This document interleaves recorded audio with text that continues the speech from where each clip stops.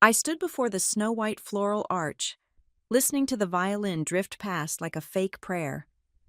My mother saw me first, but she did not call my name. She called security. My sister was behind the bridal door, shaking with a secret no one in that room knew. I had not come to apologize. I arrived with a thin envelope, a thick file, and the signature authority to bring this whole wedding down in exactly one sentence. My name is Mila Knight, but the woman standing at the iron gates of the Harbor and Hemlock Estate did not know that name. To her, I was a ghost, a glitch in the perfect matrix of a high society wedding, a stain she thought she had scrubbed out of the family linen 11 years ago. I drove my rented sedan up the long, winding avenue lined with ancient oaks, their branches draped in Spanish moss that hung like tattered gray lace. The South Carolina heat was already rising, pressing against the windows, humid and heavy, carrying the scent of salt marsh and expensive perfume. I parked the car between a vintage Rolls-Royce and a shiny new Mercedes convertible. I checked my reflection in the rearview mirror. The woman looking back was not the girl who had fled Dayton, Ohio, in the middle of a rainstorm with red swollen eyes and a maxed-out credit card. That girl was dead. Mila Knight was alive, sharp, and tailored. I wore a sleeveless dress in a shade of midnight blue that bordered on black, cut with surgical precision to fit a body that now spent hours in a boxing gym rather than hunched over unpaid utility bills. In my hand, I carried a matte black leather folder. It was thin, but it held enough weight to crush the festivities waiting beyond the hedge. I stepped out onto the crushed white gravel. The sound of my heels was a rhythmic, deliberate crunch, a metronome counting down to a demolition. The entrance to the garden was framed by an archway of white roses and hydrangeas so thick they looked like clouds pinned to a trellis. A hand-painted wooden sign on an easel announced the day's joy in looping gold calligraphy, "Welcome to the wedding of Lila Calloway and Graham Pierce." I stopped. I stared at the name, Lila Calloway, my little sister. My name was nowhere. There was no and family, just the bride and the groom. It was a declaration of existence, and by omission, a declaration of my non-existence. I had expected it, but the physical reality of it still felt like a paper cut across the iris. I was not a guest. I was an intruder in a memory I was supposed to be part of. I walked toward the entrance. The air smelled of money. Not just cash, but the kind of money that is borrowed to look like it has been owned for generations. I could smell the fresh cut of the imported peonies, the wax of the beeswax candles lining the path, the distinct, crisp scent of vintage champagne being uncorked 50 yards away. I knew this smell. I knew it because for the last decade, I had been the one analyzing the balance sheets of people who spent like this. I knew exactly how much debt was hiding under that white silk runner. "Excuse me, miss," the voice was not a question. It was a barricade. I looked up. Standing directly in the center of the archway, blocking the view of the white tents and the manicured lawn, was Teresa Calloway, my mother. She looked impeccable. She was wearing a floor-length gown in a shade of champagne that cost more than my first car. Her hair was swept up in a chignon so tight it pulled the skin of her face into a permanent expression of haughty surprise. She had not aged so much as she had hardened. The lines around her mouth were deeper, etched by years of silent judgment and the strain of maintaining a facade that was constantly crumbling. She saw me. For a second, I saw the crack in her porcelain mask. Her eyes widened, the pupils contracting in the bright sunlight. Recognition hit her like a physical slap. But she didn't gasp. She didn't cry out. She didn't say my name. Her eyes darted left and right, scanning the immediate area to see if anyone important had noticed the specter standing on the gravel. Satisfied that the wealthy guests were too busy sipping mimosas near the fountain, she marched toward me, her heels clicking aggressively. She stopped 3 feet away, maintaining the social distance of a contagious disease. "What are you doing here?" she hissed. "No. Hello. No. My God. You're alive. No, I missed you. Just an accusation." I looked her in the eye. I didn't blink. "I came to attend my sister's wedding. Mother." The word mother felt foreign on my tongue, like a stone I needed to spit out. Teresa's face went rigid.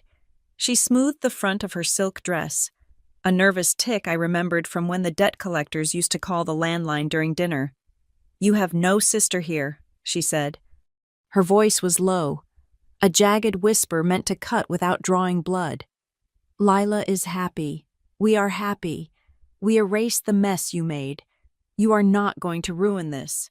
"I didn't know my existence was a mess," I said, my voice calm, contrasting her frantic energy. "I received an invitation." "You did not," she snapped. "I checked the list myself 3 times. You are not on it. You do not exist in this world anymore. Go back to whatever hole you crawled out of." "I have a right to be here," I said, shifting the black folder from one hand to the other. "You have no rights." She raised a manicured hand, signaling to a man in a black suit standing near the guest book podium. "Security over here."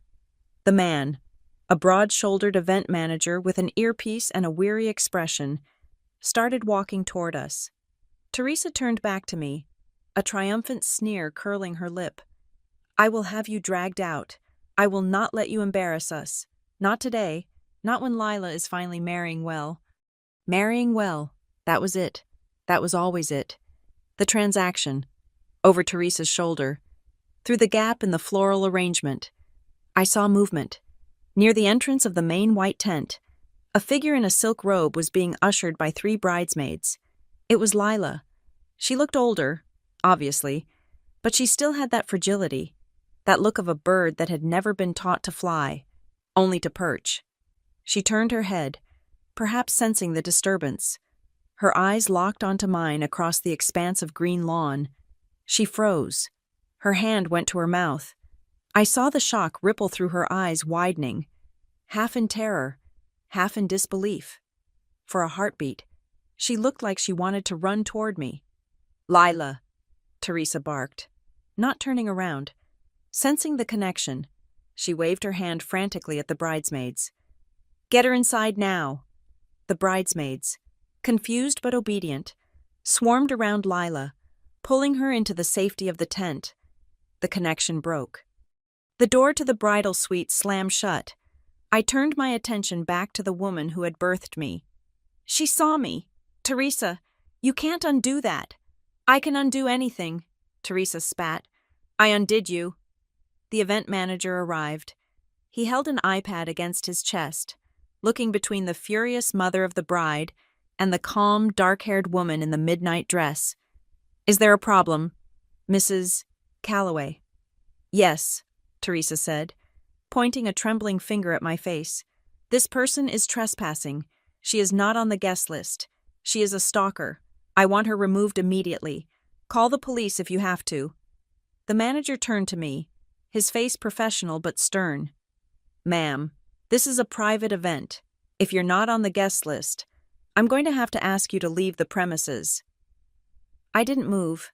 I didn't apologize. I let the silence stretch for 3 seconds, long enough for the humid air to settle around us. I looked at the manager. I looked at his shoes, expensive, Italian leather, worn down at the heel. I looked at the anxiety in his eyes. He was worried about a scene. He was worried about his venue's reputation. "I believe there is a misunderstanding regarding the list," I said softly. "There is no misunderstanding," Teresa shrieked, losing her composure. "She is nobody." I reached into the small pocket of my black folder. I pulled out a card. It was thick, cream-colored cardstock with embossed black lettering. Simple, heavy, expensive. I handed it to the manager. He took it, annoyed at first, ready to dismiss it. He glanced down. B. Hartwell Senior Risk Analyst, Forensic Auditor, Northbridge Ledger Group. The change in his demeanor was instantaneous. It was chemical. The irritation vanished, replaced by a sudden, sharp intake of breath. The Northbridge Ledger Group was not just a company. In the world of high finance, corporate event planning, and large-scale liability, Northbridge was the Grim Reaper. We were the ones banks sent when they suspected fraud. We were the ones who audited the auditors. We were the ones who froze assets before the champagne was even poured. He looked up at me, his eyes wide. He looked at the card again, then back at my face. He saw the cold intelligence there. He realized I wasn't a crasher. I wasn't a crazy ex-girlfriend. I was a suit. I was the law of money. "Ms. Hartwell," he stammered, using the professional alias I had adopted for my consulting work, the name that signed off on the audits. "My associates usually handle the preliminary walkthroughs," I said, my voice dropping an octave, slipping into the persona that terrified CEOs in boardrooms from Chicago to New York. But given the complexity of the financial structures backing this event, I decided to handle the final verification personally. Teresa looked between us, confused. She didn't know the name Northbridge. She only knew petty cash and credit limits. She didn't understand the predator that had just swum into her pool. "What is this? What is she talking about, David? Throw her out." David, the manager, took a half step back from Teresa. He looked at me with a newfound deference. I wasn't informed of a site audit today. Ms. Hartwell, the payments were cleared through the Grooms Holding Company, and that is exactly why I am here," I said, touching the edge of my black folder. "To discuss the Grooms Holding Company and the liabilities attached to this venue." Teresa grabbed the manager's arm. "Stop listening to her. She is lying. She is my daughter. She is a nobody who ran away 11 years ago." The manager looked at Teresa, then at me. He saw a hysterical mother. He saw a calm, dangerous professional holding a folder that could potentially shut down his business if the funds for this wedding were illicit. In his mind, the daughter story sounded like the lie. Or worse, if it was true, it meant the financial entanglement was personal, which made it twice as volatile. "Mrs. Calloway," the manager said, his voice tight, "if there is a financial compliance issue, we need to address it. I can't just remove an auditor from the Northbridge Group." Teresa's mouth fell open. She turned to me, her face flushing a deep, ugly red. What did you do? What lies are you telling them?" I stepped closer to her. I could smell her perfume. Chanel No. 5, the same scent she wore the day she told me I had to give up my college fund to pay for Dad's gambling debt. It smelled like betrayal. "I'm not telling lies. Mother," I said, leaning in so only she could hear. "I deal in facts now. Hard, verifiable facts." "Who do you think you are?" she hissed, her voice shaking with rage and a sudden, creeping fear she couldn't name. "You think you can just walk back in here? Who are you to think they have to listen to you?" I smiled. It didn't reach my eyes. "You'll know," I said. "You'll know exactly who I am before Lila says I do." I nodded to the manager. "I'll need a quiet place to review the final vendor contracts before the ceremony begins, and I assume you have a seat for me somewhere in the back where I can observe." The manager nodded vigorously. Yes, of course. Right this way." I walked past my mother. She stood frozen on the gravel, a queen whose castle walls had just turned to paper. She watched me pass through the archway of white roses, entering the world she thought she owned, with the black folder tucked securely under my arm. The music swelled, the guests laughed, the champagne flowed. But as I stepped onto the grass, the only thing I could feel was the weight of the secrets in my hands and the devastating silence of the storm I was about to unleash. To understand why a woman would show up to a wedding armed with forensic audits instead of a toaster, you have to understand the architecture of the house I grew up in. It was a 2-story colonial in a respectable suburb of Dayton, Ohio. From the street, it was the picture of the American dream. The lawn was edged with military precision. The shutters were painted a cheerful slate blue, but inside, the air was always set to a temperature I can only describe as 0 degrees Kelvin. Teresa Calloway did not rule our house with a belt or a raised voice. She ruled with silence. She weaponized shame until it felt heavy enough to break your collarbone. I was 20 years old. I was a junior in college, attending on a full academic scholarship because Teresa had made it clear that the family resources were limited. I was also working 30 hours a week as an administrative assistant at a logistics firm, filing waybills and brewing coffee for men who didn't know my name. Lila was 18. She was a freshman at a private arts college that cost $40,000 a year. She was the artist, the dreamer, the princess. I was the pragmatist. In Teresa's vocabulary, pragmatist was a polite synonym for beast of burden. My paychecks were never mine. Every second Friday, I would come home and place the envelope on the kitchen island. Teresa would pick it up without looking at me. She would count the cash. She would nod. That was the transaction. I remember one specific Tuesday in November. It was cold, the kind of Ohio gray that seeps into your bones. I came home to find the electricity off. The house was dark. Teresa was sitting in the living room by the light of a single scented candle, weeping softly into a handkerchief. "What happened?" I asked, dropping my bag. "Your father forgot the bill again," she sobbed. "And Lila needs her costume fees for the winter showcase. I don't know how we're going to eat." "Mila, I just don't know." I didn't cry. I didn't panic. I did what I was trained to do. I drove to the ATM. I withdrew the $800 I had saved secretly for a used car, so I wouldn't have to take 2 buses to work. I paid the utility company. I bought groceries. I put the rest in an envelope for Lila's costume. When the lights came back on, Teresa didn't say thank you. She looked at the receipt on the counter and said, "You didn't need to buy the expensive brand of pasta. Mila, we have to be frugal." I paid the electric bill. "Mom," I said, my voice flat, "and Dad's insurance premium is due next week." "You do it for the family," she said, turning her back to stir the sauce. "Don't act like a martyr. It's unbecoming." That was the dynamic. I was the structural support beam that was expected to hold up the roof but never creak. I paid off Teresa's credit cards when she overspent on networking lunches. I covered Edmund's car payments so the neighbors wouldn't see a repo truck in the driveway. I was investing in a future that did not include me. But the breaking point wasn't the slow bleed of cash. It was the night of the signature. It was 3 months after I turned 21. The house smelled of lemon polish and roasted chicken. It felt festive, which should have been my first warning. Dinner was actually hot. Edmund was smiling, a rare occurrence for a man who seemed to shrink a little more every day under his wife's gaze. Lila was home for the weekend, looking radiant in a sweater that cost more than my entire wardrobe. After dessert, Teresa cleared the table. She placed a single document in front of me. It was thick, bound in blue paper. "We need to handle some administrative details regarding your grandfather's estate," Teresa said casually, pouring me a cup of coffee. "The lawyers found some old property titles that are complicating the tax filings.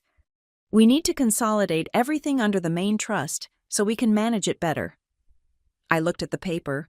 It was dense legalese, paragraphs of heretofores and aforementions.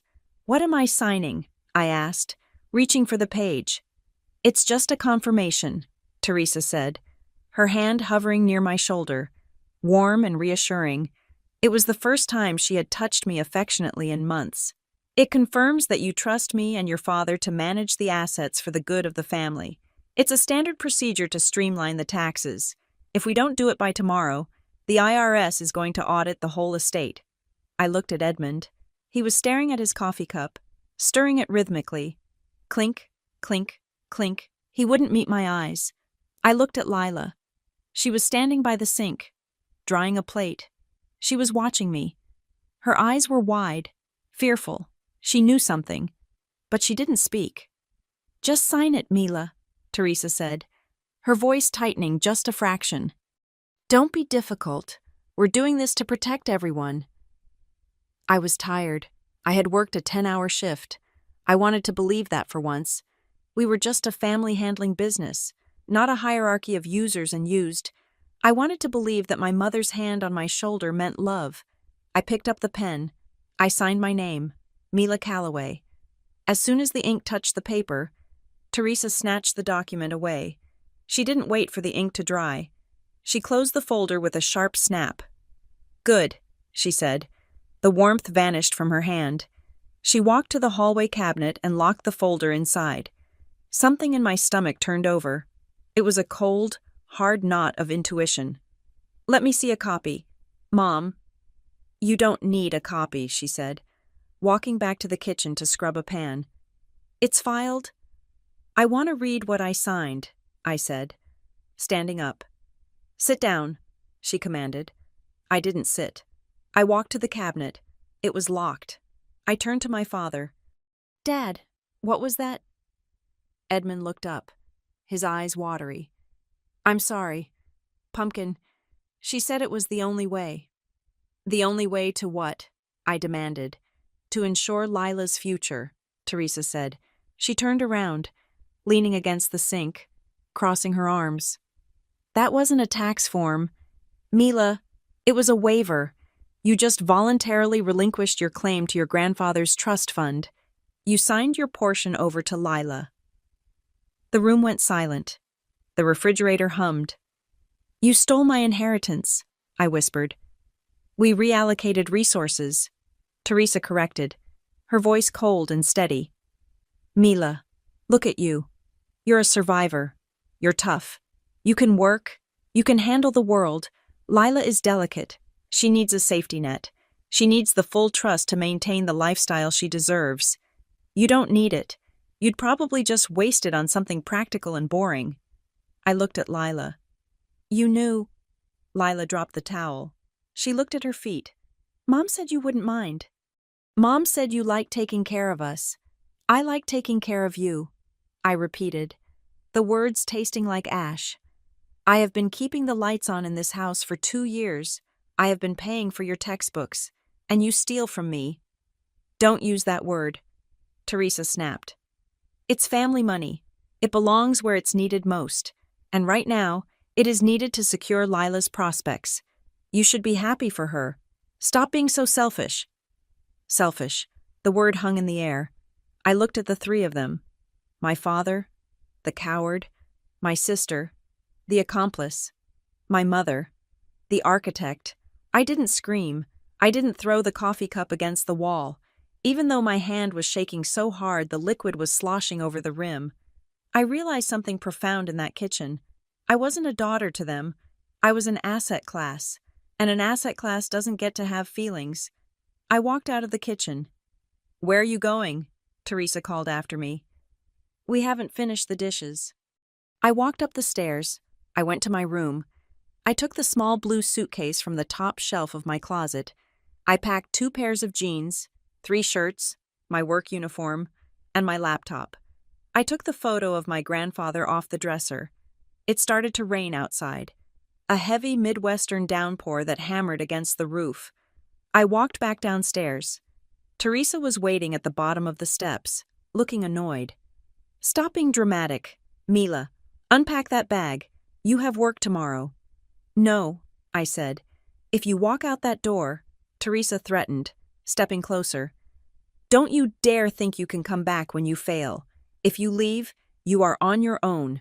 No support, no family. I looked at her. I looked at the woman who had just tricked me into signing away 6 figures of security because she didn't believe I was worth investing in. You have it backwards, Mother, I said. My voice was strange to my own ears. It was the voice of the woman I was about to become. I haven't been staying here because I need you. I've been staying here because you need me. We don't need you, she scoffed. We survived before you, and we'll survive after you. Good, I said. If this family needs me to stand, then I will let you stand on your own. I opened the front door. The wind blew rain into the foyer, spotting the hardwood floor. Lila, Teresa yelled. Tell your sister she's making a mistake. Lila stood in the kitchen doorway, hugging herself. She looked at me with those big, tearful eyes. Mila, please, just stay. We can fix it. You already fixed it, I said to her. You got the money. Enjoy it. Lila, I hope it buys you a spine. I walked out. I didn't slam the door. I closed it firmly. Hearing the latch click, it sounded like the lock on a vault. I got into my rusted Honda Civic. I backed out of the driveway. I didn't look back at the slate blue house. I drove to the interstate. I drove until the gaslight came on, 300 miles away.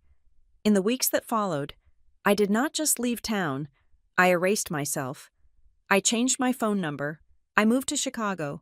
I legally changed my middle name. I cut my hair. But more importantly, I changed my nature. I stopped being Mila the provider. I became Mila the auditor. I went back to school at night, fueled by rage and caffeine. I learned how money moves. I learned how people hide it.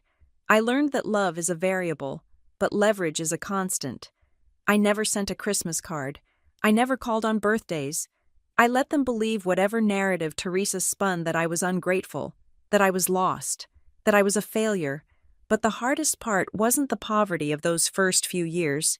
It wasn't eating instant noodles in a studio apartment that smelled like mildew. The hardest part, the thing that burned in my chest every single night for 11 years, was the realization of what that signature meant. They hadn't just taken my money. They had looked at me, calculated my worth as a human being, and decided that my only purpose was to be fuel for their fire. They had decided I didn't deserve to exist for myself. And that was why I was currently sitting in a garden in South Carolina with a black folder. I wasn't there to get the money back. The money was gone. I was there because they had built a castle on a foundation of lies. And they had forgotten one crucial detail. I was the one who knew where the bodies were buried, because I was the one who had dug the graves. The invitation arrived on a Tuesday, slipping through the mail slot of my Chicago apartment with a soft thud that betrayed its weight. It was an envelope of thick cream-colored linen, the kind that costs $5 just to lick and seal. I picked it up from the hardwood floor. My name was calligraphed on the front in a looping, pretentious script, Ms. Mila Knight. They had used my new last name. That was the first tell. It meant they had been watching, tracking, or at least Googling me. Despite 11 years of radio silence, I carried it to the kitchen island. The marble cool under my fingertips. I didn't open it immediately. I poured myself a glass of water and stared at it. It looked like a summons. In a way, it was. When I finally slid my letter opener under the wax seal, the scent of lavender and expensive potpourri wafted out. It was a sensory assault, designed to evoke nostalgia for a southern upbringing I had spent a decade scrubbing off my skin. Inside, the card was heavy enough to use as a weapon. Together with their families, Lila Marie Calloway and Graham Thomas Pierce, request the honor of your presence. I scanned the date. It was 3 weeks away. I scanned the location, Harbor and Hemlock Estate. I knew the place. It was where the old Charleston money went to congratulate itself on staying rich. Then, a small, loose card fluttered out from behind the RSVP card. It was handwritten in Teresa's sharp, angular scrawl. No greeting, no signature, just a warning disguised as a plea. If you decide to come, please do not cause a scene. We want Lila to be happy. Don't bring your past with you. I laughed. It was a dry, hollow sound in the empty apartment. Don't bring your past, as if the past was a carry-on bag I could leave in the trunk, rather than the scars on my credit history and the hole in my chest where a family used to be. I was about to toss the entire expensive package into the recycling bin when my phone buzzed. A notification from my work email, then another, then a voicemail. I walked over to my desk, where my dual monitors were glowing with the blue light of spreadsheets and risk assessment algorithms. The email that caught my eye wasn't from a client. It was from a law firm in Charleston, Vanderbilt, Lewis and Hahn. The subject line read, Urgent Calloway Family Trust. Beneficiary and trustee notification. I sat down. The chair leather creaked. I hadn't heard the words Calloway Family Trust since the night I signed that waiver in the kitchen. I assumed that money was long gone, drained by Teresa's lifestyle or Lila's tuition. I opened the email. Dear Ms. Knight, pursuant to the terms of the last will and testament of Eleanor Calloway and the specific clauses of the Calloway Family Generational Trust, we are writing to inform you of an upcoming activation event. As you are aware, the trust is set to vest and disperse 50% of its principal upon the legal marriage of the youngest female descendant, Lila Calloway. I read the paragraph twice. My grandmother, Eleanor. She had died 2 years before I left home. She was a tough, silent woman who watched everything and said little. I thought she had left everything to my father, who had immediately handed control to Teresa. I continued reading. However, per the sealed codicil opened this morning in anticipation of the nuptials. The late Mrs. Eleanor Calloway designated a specific successor trustee to oversee this disbursement and manage the remaining corpus of the funds. The trust stipulates that the successor trustee must be present to countersign the release of funds within 24 hours of the vows. That successor trustee is you. Mila Knight, formerly Calloway. My hands went cold. I scrolled down to the attachment, a scanned PDF of a document dated 14 years ago. There, in my grandmother's shaky but defiant handwriting, were the instructions. She had bypassed her son. She had bypassed Teresa. She had named me. Mila has the head for it. The note in the margin read, Teresa will spend it on curtains and appearances. Mila will keep the roof up. I leaned back, the breath leaving my lungs. They didn't invite me because they missed me. They didn't invite me because Lila wanted her big sister to hold her train. They invited me because I was the key. They needed my physical presence and my signature to unlock the vault. Without me, the trust remained frozen. Teresa must be losing her mind. She must have found out about the codicil only recently, perhaps when the lawyers began the pre-wedding paperwork. That explained the cold note. She needed me there to sign the check, but she was terrified I would open my mouth. I picked up my phone and dialed a number I knew by heart. Jade Whitmore, a crisp voice answered on the first ring. It's Mila, I said. I need you to look at a trust document. I'm sending it over now. Jade was my personal attorney, a shark in a silk blouse who specialized in asset recovery and family disputes. She was the only person in Chicago who knew the full story of why I worked 80 hours a week and never went home for Thanksgiving. I heard the typing on her end as she opened the file. Silence stretched for a minute. Well, Jade said, her tone shifting from professional to intrigued. This is interesting. Your grandmother was a smart lady. She knew your mother would bleed the accounts dry. She put a lock on it that only you can open. They invited me to the wedding, I said. I just got the card. Of course they did, Jade said. They need the body. But listen to me. Mila, this is dangerous. Dangerous how? It's a legal contract. It's a trap, Jade said. Look at the wording in Clause 4. The trustee must be present and willing. If you don't show up, they can petition the court to remove you for abandonment. They can say you're estranged, unreachable, and that you've abdicated your duty. A friendly judge in South Carolina might just sign off on an emergency order to bypass you. So if I don't go, they steal it, I said. Exactly. But if you do go, Jade paused, they are going to try to coerce you. They'll put the papers in a stack of wedding documents. They'll try to get you drunk. Or they'll try to guilt you into signing a full release of control immediately after the cake is cut. They want the money, Mila. They don't want your oversight. I'm not the 20-year-old girl they used to bully, I said, my voice hardening. I audit Fortune 500 companies for fraud. I eat coercion for breakfast. I know you do, Jade said. But family is different. Family makes you stupid. If you go as a professional. You go as the trustee, not the sister. I will, I promised. And Mila, Jade added, check the financials. If they are this desperate to get the trust unlocked on the exact day of the wedding, it means they are already spending money they don't have. They're leveraged. I hung up and turned back to my screens. Jade was right. I needed to see the battlefield. I logged into a proprietary database we used at Northbridge Ledger Group.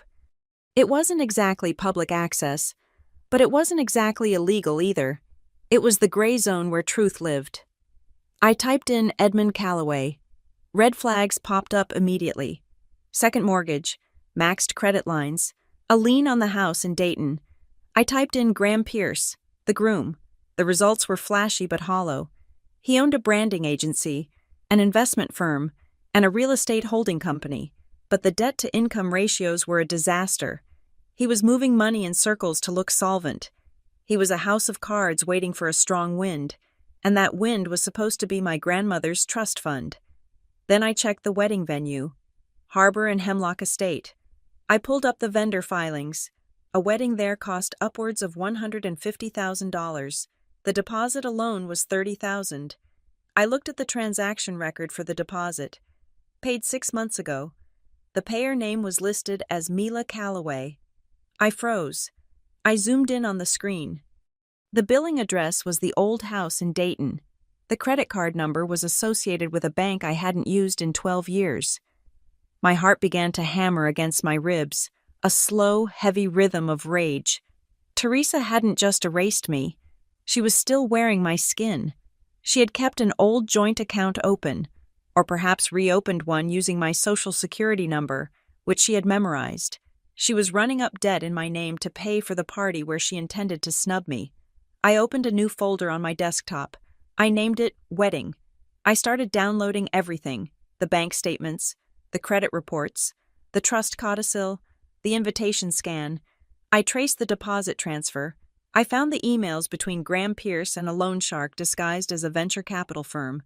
It was a masterclass in financial dysfunction.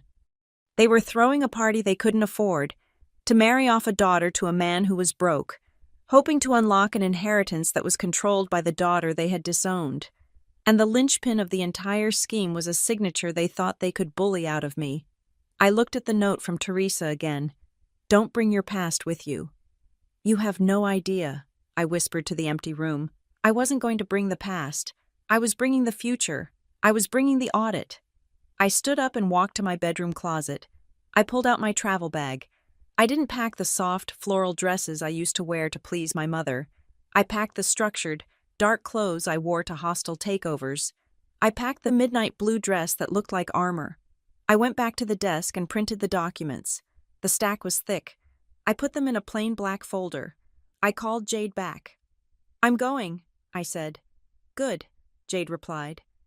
I'll have a courier deliver a formal notice to the venue that you are the primary financial contact for the trust. It will spook them, but it will get you access.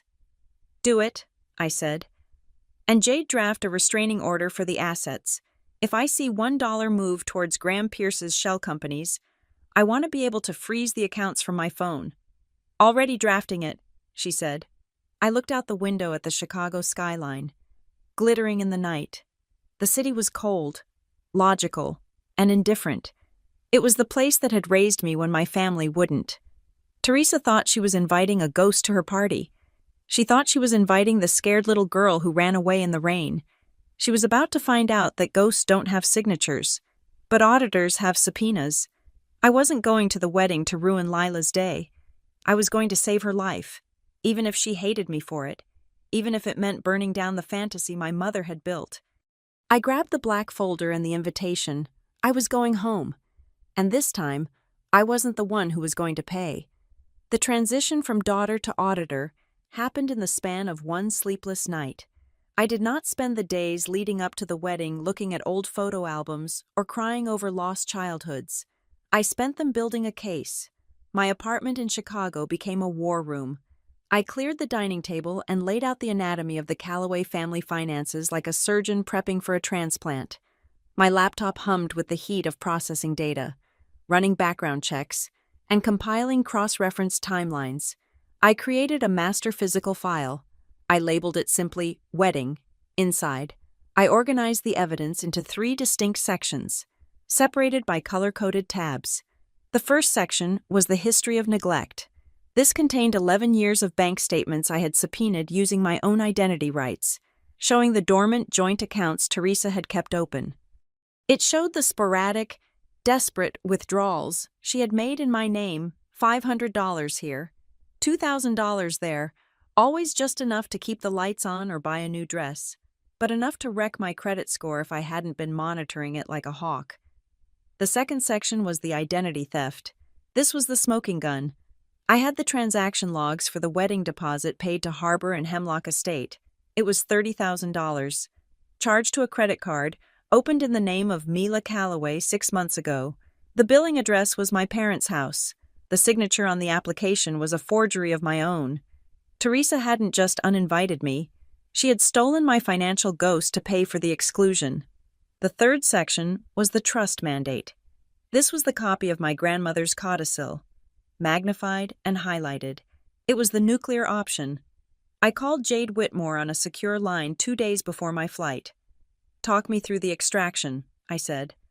I had my headset on, pacing the length of my living room. It is not an extraction, Mila. It is an intervention, Jade corrected, her voice tinny but clear. You have the power of the purse. Under the terms of the trust, as the successor trustee, you have a fiduciary duty to pause any disbursement if you suspect the funds will be used for illicit purposes, or if the beneficiary is under duress. I can prove the illicit purposes, I said, glancing at the credit card fraud evidence, but Duress Lila is walking down the aisle willingly. Is she? Jade asked. If she doesn't know her husband is broke, and she doesn't know her mother stole from her sister to pay for the party, is that free will? Or is that fraud in the inducement? Fraud, I agreed. Exactly.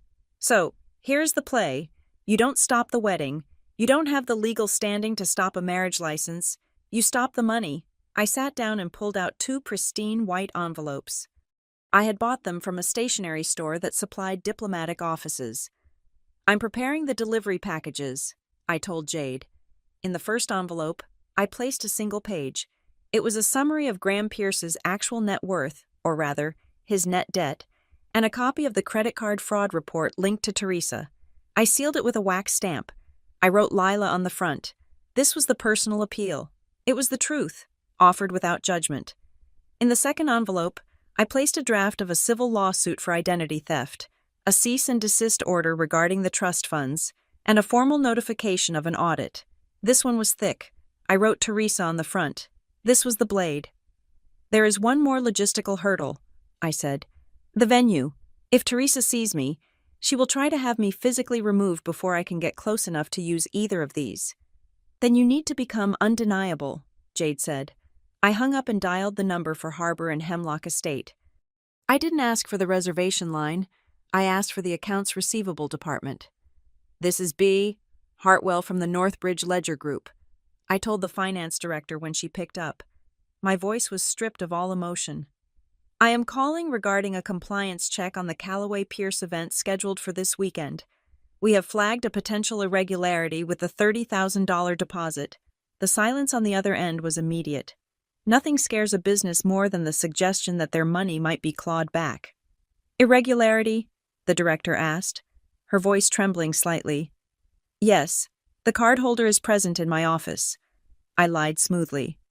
We are investigating an unauthorized use of funds. However, to avoid a chargeback that would freeze your accounts and cancel the event, I will be conducting an on-site verification personally. You're coming here. I will be there on the morning of the ceremony. I require access to the venue and a quiet space to review the final invoices. If I am denied entry, or if security attempts to remove me, we will initiate an immediate fraud reversal on the entire amount. Do you understand? Yes, of course, the director stammered. I will inform the site manager. We don't want any trouble. Good. Ensure that my name is on the internal clearance list. B. Hartwell.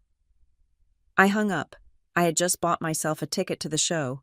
Teresa could scream all she wanted, but the venue management would be more afraid of losing $30,000 than they were of an angry mother of the bride.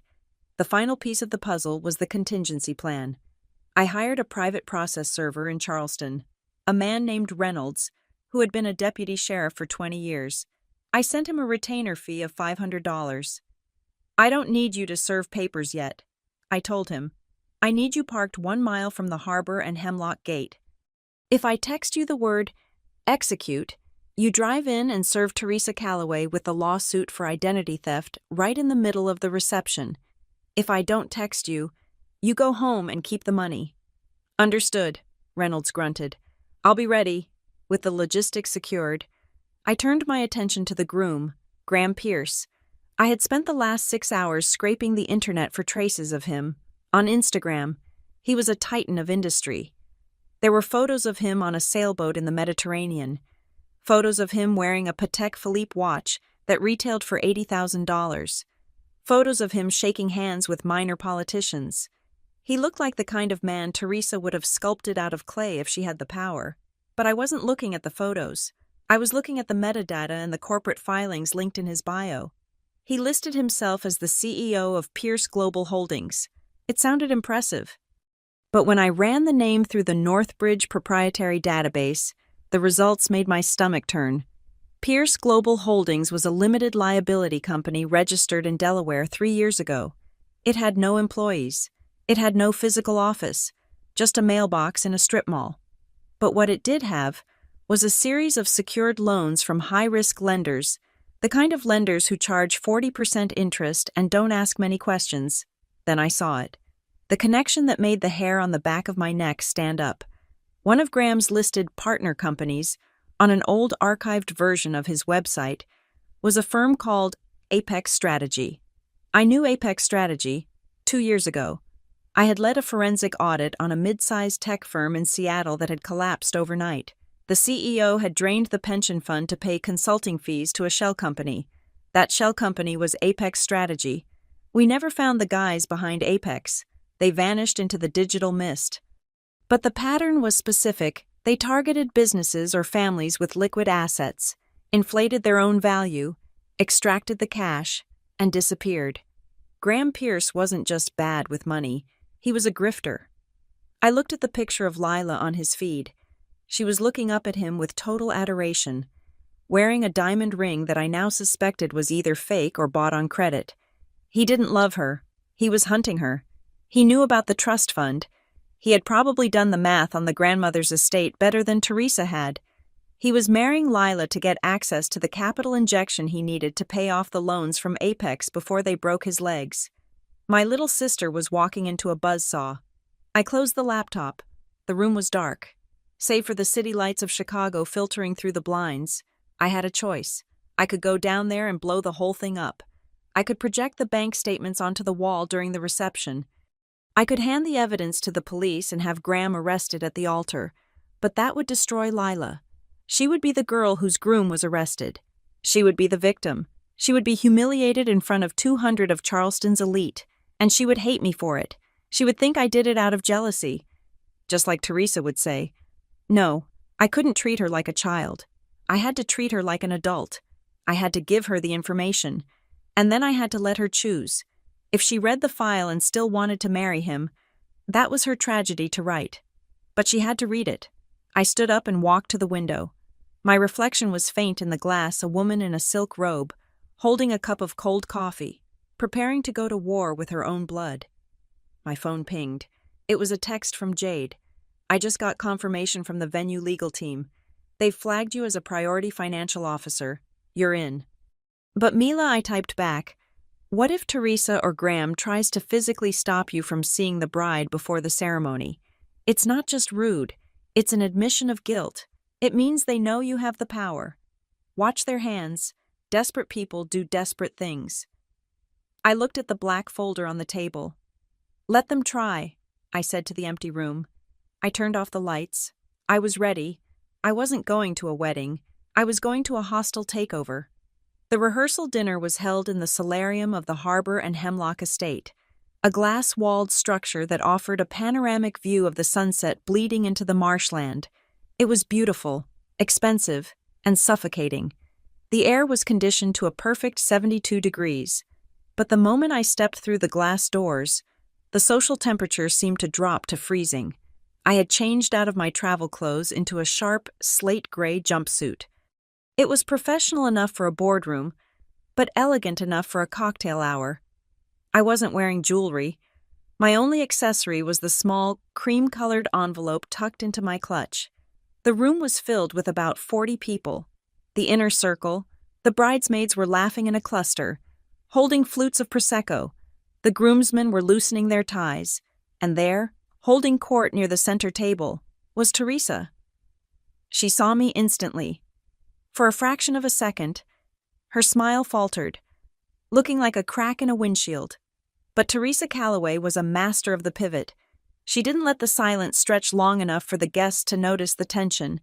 She turned the awkwardness into a performance. "Mila," she exclaimed, her voice pitched high, vibrating with a fake warmth that made my teeth ache. She walked toward me, arms open, blocking the view of the other guests. "Everyone, look. My eldest daughter made it after all." She hugged me. Her body was stiff, hard as a plank of wood. She smelled of expensive Chardonnay and fear. near my ear. She whispered, "Smile, or I will make a scene that you will regret forever." I pulled back, offering a thin, practiced smile. "Hello, Mother." Teresa turned to the room, addressing the confused faces of relatives who hadn't seen me in over a decade. "Mila has been away, finding herself in the city. She was always our little rebel, running off to do things her own way. We are just so relieved she decided to come back to make amends." It was a brilliant narrative. It painted me as the prodigal child, the unstable one who had run away from a loving home and had finally returned to beg for forgiveness. It absolved her of everything. "I didn't come to make amends," I said, my voice calm but loud enough to carry to the nearby tables. "I came to witness the union." Teresa's eyes narrowed, but she kept the smile plastered on. "Well, get a drink. Don't just stand there." She drifted away to manage the caterers, leaving me exposed. I walked toward the bar. I could feel the eyes on me. Whispers started behind hands. "Is that the sister I thought she was in rehab? I heard she joined a cult." The rumors Teresa must have planted over the years were likely colorful. "Mila." I turned. My father, Edmund Calloway, was standing there. He looked smaller than I remembered. His suit hung loosely on his shoulders, and his hairline had receded significantly. He held a Scotch glass with a grip that suggested it was the only thing keeping him upright. "Dad?" I said. He looked at me, his eyes watery and red-rimmed. He didn't hug me. He looked around to see where Teresa was before he spoke. "You look good, honey. Successful." "I am," I said. "No thanks to the family fund." Edmund winced. He took a long sip of his drink. "Please, Mila, not tonight. Your mother she's under a lot of pressure. The wedding cost a fortune. Just don't make waves. Let Lila have her day. I'm not the one making waves." "Dad," I said, looking him in the eye, "I'm just the one watching the tide come in. Did you know Teresa took out a credit card in my name to pay for the venue deposit?" Edmund choked on his scotch. He coughed, wiping his mouth with a cocktail napkin. He didn't look surprised.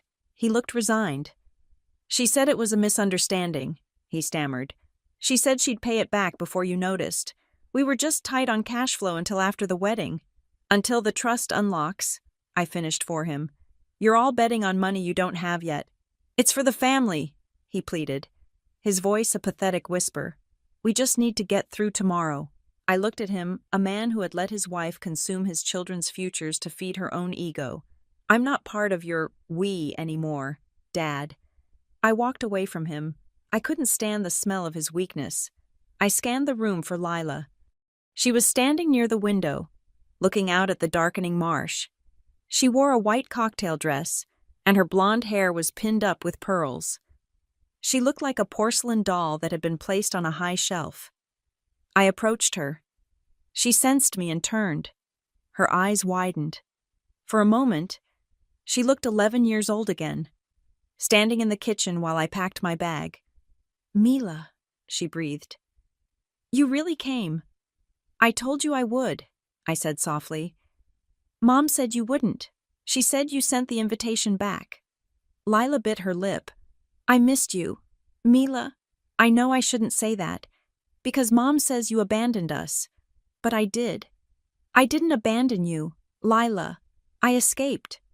She looked confused, her brow furrowing, before she could ask what I meant. A hand landed on my shoulder. It was heavy and possessive. "So this is the famous sister," a deep voice boomed. I turned to face the groom, Graham Pierce. He was handsome in a generic, magazine ad sort of way. Perfect teeth, tanned skin, hair gelled into submission. He wore a navy suit that fit too tightly across the chest, a style choice meant to emphasize his gym hours. He extended a hand. I took it. His grip was aggressive, a power move designed to crush the fingers of the other person. I didn't wince. I matched his pressure. Thanks to 3 years of kickboxing.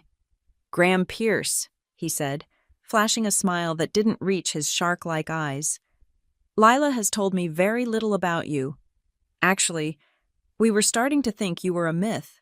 "I'm very real," I said. "Mila Knight." He paused at the last name. Knight, I thought the family name was Calloway. It is, I said. I built my own name. I respect that. Graham nodded, rocking back on his heels. Self-made. That is my philosophy too. Started from nothing. Built an empire. What line of work are you in? Mila Lila said something about finance. He was fishing. He wanted to know how much I knew, or how much I was worth. I'm in risk management, I said vaguely. Insurance, he scoffed slightly. Consulting, I corrected. I help companies identify liabilities, bad debts, fraud, hidden leaks. Graham's smile stiffened by a millimeter. Sounds intense. Well, we don't have to worry about that here. All love and light this weekend. Right? Right, I said. He turned to Lila, wrapping an arm around her waist and pulling her close. It looked affectionate, but I saw Lila's posture stiffen. He was marking his territory. Babe, the photographer wants a shot of us by the cake. Excuse us. Mila. He steered her away. I watched them go. I moved to the edge of the room, near a large potted fern, trying to stay out of Teresa's line of sight. I needed water. As I reached for a glass on a passing tray, I heard a voice on the other side of the greenery. It was Graham. He wasn't talking to Lila.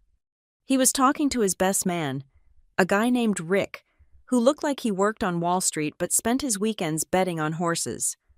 Don't worry about the vendor payment, Graham was saying, his voice low and hurried. The transfer happens Monday morning. Once the old lady's trust hits the joint account, we are liquid. I can cover the margin call by noon. You cutting it close? Man, Rick muttered. What if the bank holds the funds? They won't, Graham hissed. It's a direct disbursement. Lila signs. I transfer. We pay the shark. Done. Then I have 6 months to figure out the next move. Just keep smiling and keep the champagne flowing. I stood perfectly still. My blood ran cold. It wasn't just a hunch anymore.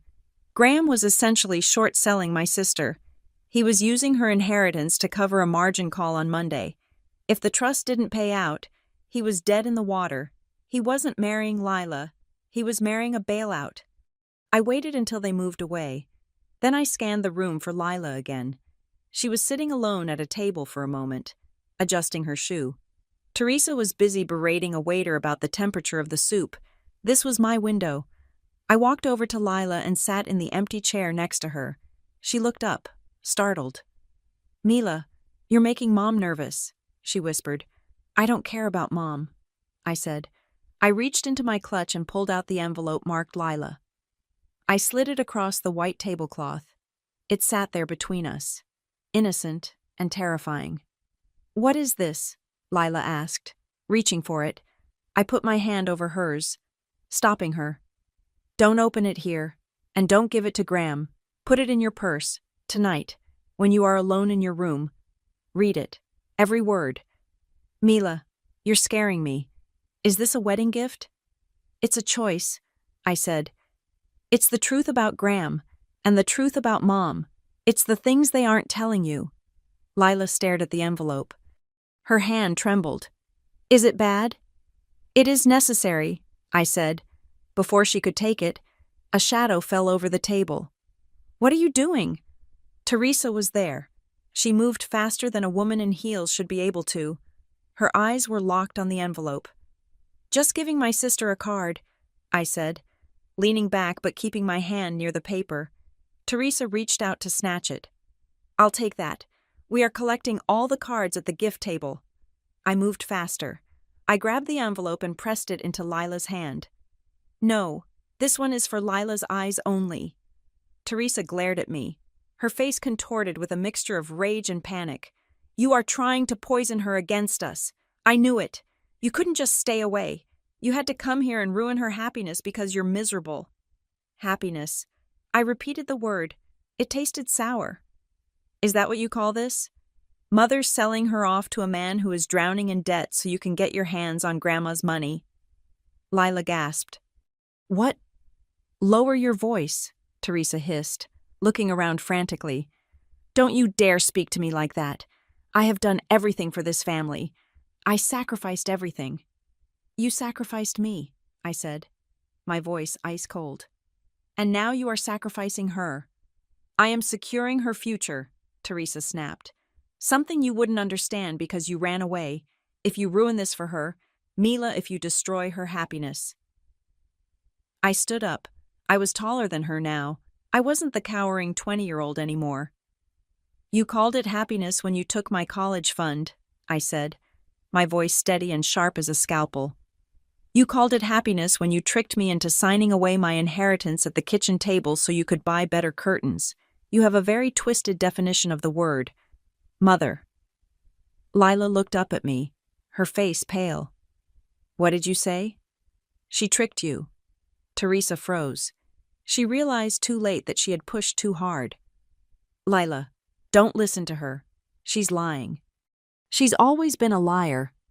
Read the envelope, Lila, I said, never taking my eyes off Teresa. The proof is in there, the bank statements, the signatures, everything. Lila clutched the envelope to her chest. For the first time all night, she looked at our mother with suspicion instead of adoration. I think you should leave now. Mila, Teresa said, her voice shaking. Get out. I'm leaving the dinner, I said. But I'll be there tomorrow. Try to lock the doors. Mother, I have the key. I turned to walk away. As I passed the entrance to the solarium, Graham Pierce was standing there. He wasn't smiling anymore. He had been watching the interaction. He had seen the envelope. He had seen Teresa's panic. He looked at me with a dark, calculating expression. The charm was gone. In its place was the cold, hard stare of a man who realizes his con is about to collapse. I stopped in front of him. Nice speech earlier, I said, about building an empire from nothing. Graham stepped into my path, lowering his voice so only I could hear. I don't know who you think you are, Mila, but if you try to mess with my financing, you're going to regret it. It's not your financing, Graham, I said, stepping around him. It's my sister's money, and as of tomorrow morning, I am the one holding the checkbook. I walked out into the cool night air, leaving the solarium in a stunned, vibrating silence. I could feel Graham's eyes boring into my back. He knew now. I wasn't a guest. I was the auditor, and the audit had just begun. The sun rose over the harbor and Hemlock Estate like a bruised peach, heavy and humid. It was the morning of the wedding, a day that had been meticulously choreographed for 6 months. But as I sat in the very last row of the white folding chairs, I could feel the invisible wires of the production snapping one by one. I had arrived at 7 in the morning. I was the first car in the lot, other than the florists and the caterers. I wasn't wearing my auditor's suit today. I wore the midnight blue dress I had packed, a garment that was elegant enough to be respectful, but dark enough to serve as a warning. I sat in the back, near the hydrangeas, watching the staff scurry around like ants under a magnifying glass. I checked my watch. It was 8:30. The ceremony was scheduled for 11. I needed to see Lila. I stood up and walked toward the bridal cottage, a separate white building with shuttered windows situated near the rose garden. The path was lined with pink petals that had just been scattered. As I approached the porch, a wall of black fabric stepped in front of me. It was the private security guard Teresa had hired. He was new, not the venue staff. He was big, and he had been given specific instructions. Name, he grunted, crossing his arms. Mila Knight, I said. I am the bride's sister. He didn't check a list. He didn't need to. He had been memorizing my face. Mrs. Calloway gave strict orders. No access for you. You are to stay in the general guest area or leave the property.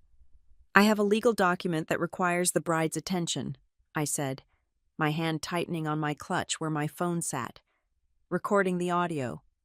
I don't care if you have the Pope's blessing, the guard said. You aren't going in.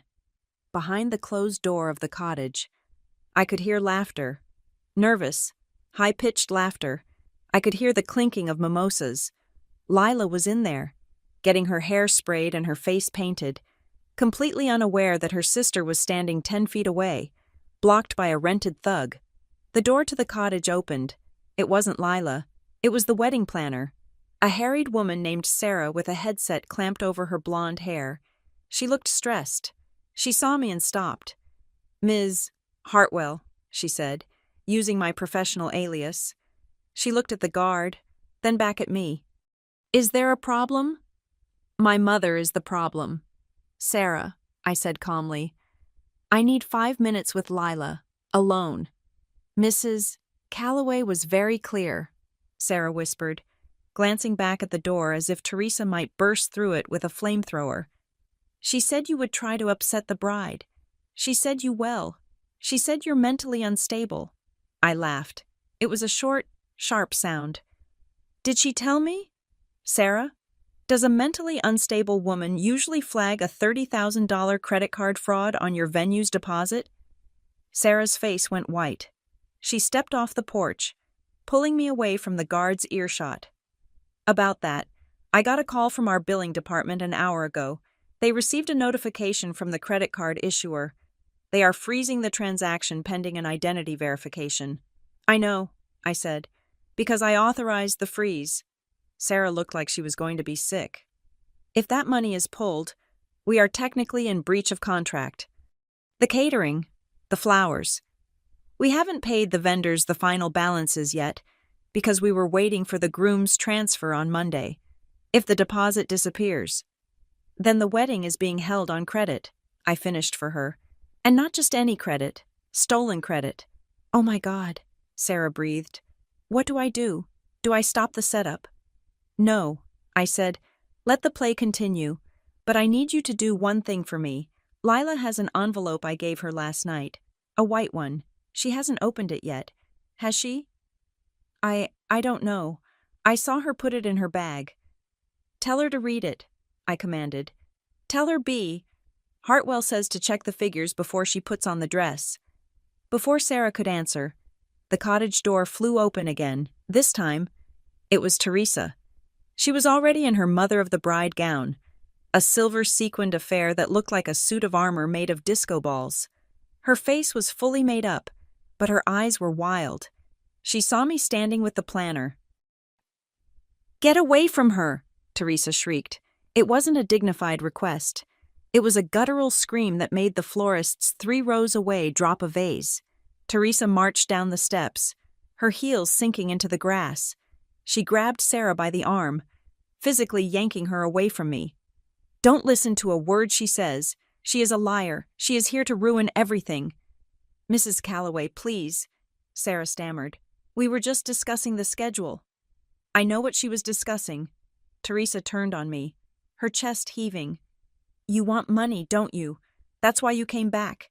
You smelled the trust fund and you came crawling back to extort us." She was shouting loud enough for the early guests arriving in the parking lot to hear. She was trying to frame the narrative before I could open my mouth. Mila the failure, Mila the beggar. I didn't yell back. I didn't get angry. I stood perfectly still, smoothing the fabric of my dress. I let her scream. I let everyone see the contrast, the hysterical mother and the silent, composed daughter. "I don't need your money, Mother," I said, my voice projecting clearly in the sudden silence of the garden.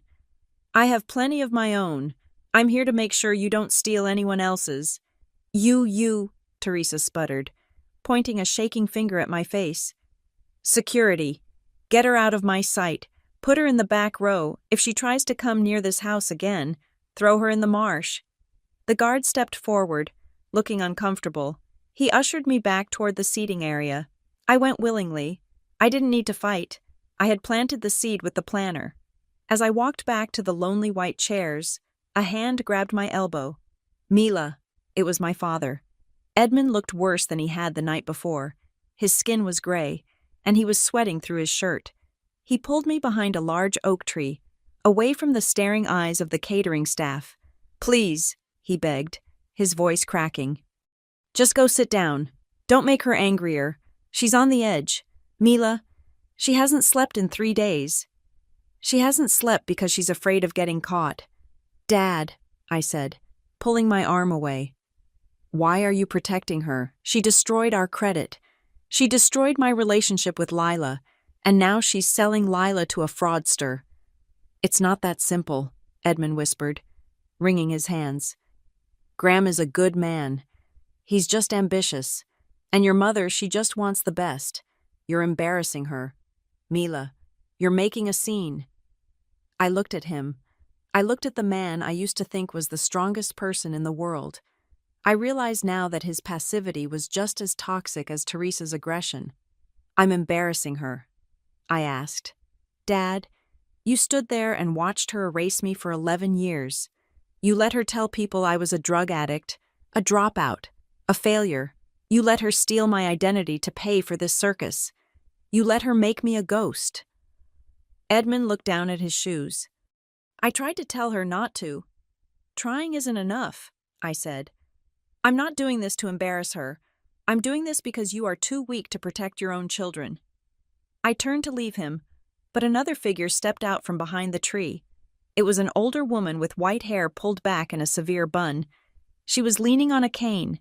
It was Aunt Margaret, my grandmother's younger sister. The one person in the family Teresa had never been able to control because Margaret had her own money and a tongue like a whip. "Hello, Mila," Margaret said. Her voice was scratchy but strong. "Aunt Margaret," I said, surprised. "I didn't know you were coming." "I wouldn't miss the day the house of cards falls down," she said, a small, grim smile playing on her lips. She reached into her handbag a vintage leather satchel and pulled out a yellowed envelope. "Your father is a coward," Margaret said, ignoring Edmund, who flinched. "And your mother is a viper. But your grandmother, she loved you. Mila, she loved you best." She held out the envelope. "This came to the house a week after you ran away. Eleanor wrote it before she had her stroke. Teresa intercepted it. She hid it in a box in the attic. I found it when I was helping clear out the storage room for the wedding decorations." I took the envelope. It was addressed to Mila. The handwriting was shaky. I opened it right there, under the oak tree. "My dearest Mila, I know you carry the weight of this family. I see how they use you. I am sorry I was too old and too tired to stop them.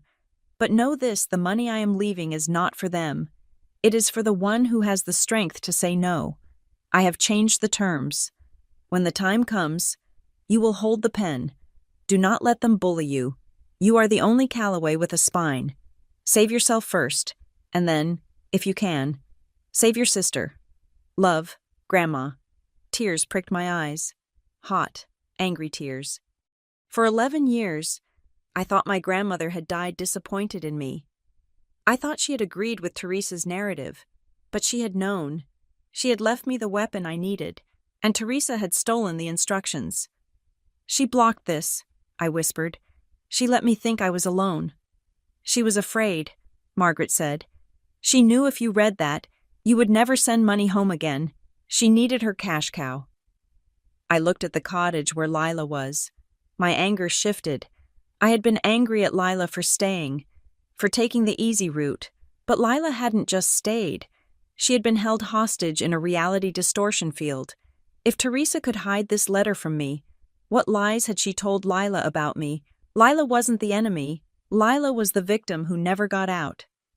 "Thank you, Margaret," I said, tucking the letter into my dress pocket next to my heart. "Give 'em hell, darling," Margaret said, patting my arm. I walked back out into the open. The guests were starting to fill the seats. The string quartet began to tune their instruments a discordant, scratching sound that matched the feeling in my stomach.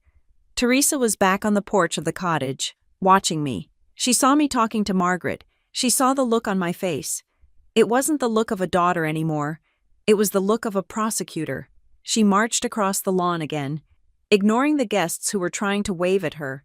She came right up to me, invading my personal space. "I saw that," she hissed. "I saw Margaret give you something. What was it? More lies." "It was the truth, Mother," I said. "Something you haven't touched in 20 years. "I am warning you, Mila," Teresa said, her voice dropping to a terrifying, guttural growl. "If you do anything when that music starts, if you stand up, if you speak, if you even cough too loudly, I will call the police. I will tell them you are trespassing. I will tell them you threatened me. I will have you arrested in front of everyone." "You're terrified," I observed. "You're shaking." "I am protecting my daughter." "No," I said. leaning in close. "You're protecting your access to the trust fund." "The police are on speed dial," she threatened, her eyes manic. "Don't test me," I smiled. It was the same smile I gave a CEO right before I laid out the evidence of embezzlement. "Call them," I said. "Call the police. Call the FBI. Call the National Guard. But before they get here, before they can drag me away, you should probably know who has the legal authority to sign the release forms for the trust fund today." Teresa blinked. "What?" "Grandma didn't leave the authority to Dad," I said. "And she certainly didn't leave it to you." I tapped the black folder I had left on my chair. "She left it to me. Mother, I am the successor trustee. Without my signature, that trust fund is a block of ice, and Graham Pierce doesn't get a dime." Teresa's face went slack. The blood drained out of her cheeks so fast she looked like a corpse. She stumbled back a step. "No," she whispered. "That's not possible. The lawyer said—" "The lawyers opened the sealed codicil yesterday," I said. "Check your email." The music started. The prelude, Jesu, joy of man's desiring. It was sweet and lilting, a stark contrast to the devastation on Teresa's face. "You have a choice," I said. "You can let me sit here. You can let me talk to Lila before she signs the marriage license, or you can call the police, have me arrested, and watch the money stay frozen forever. What's it going to be?" Teresa looked at the guests.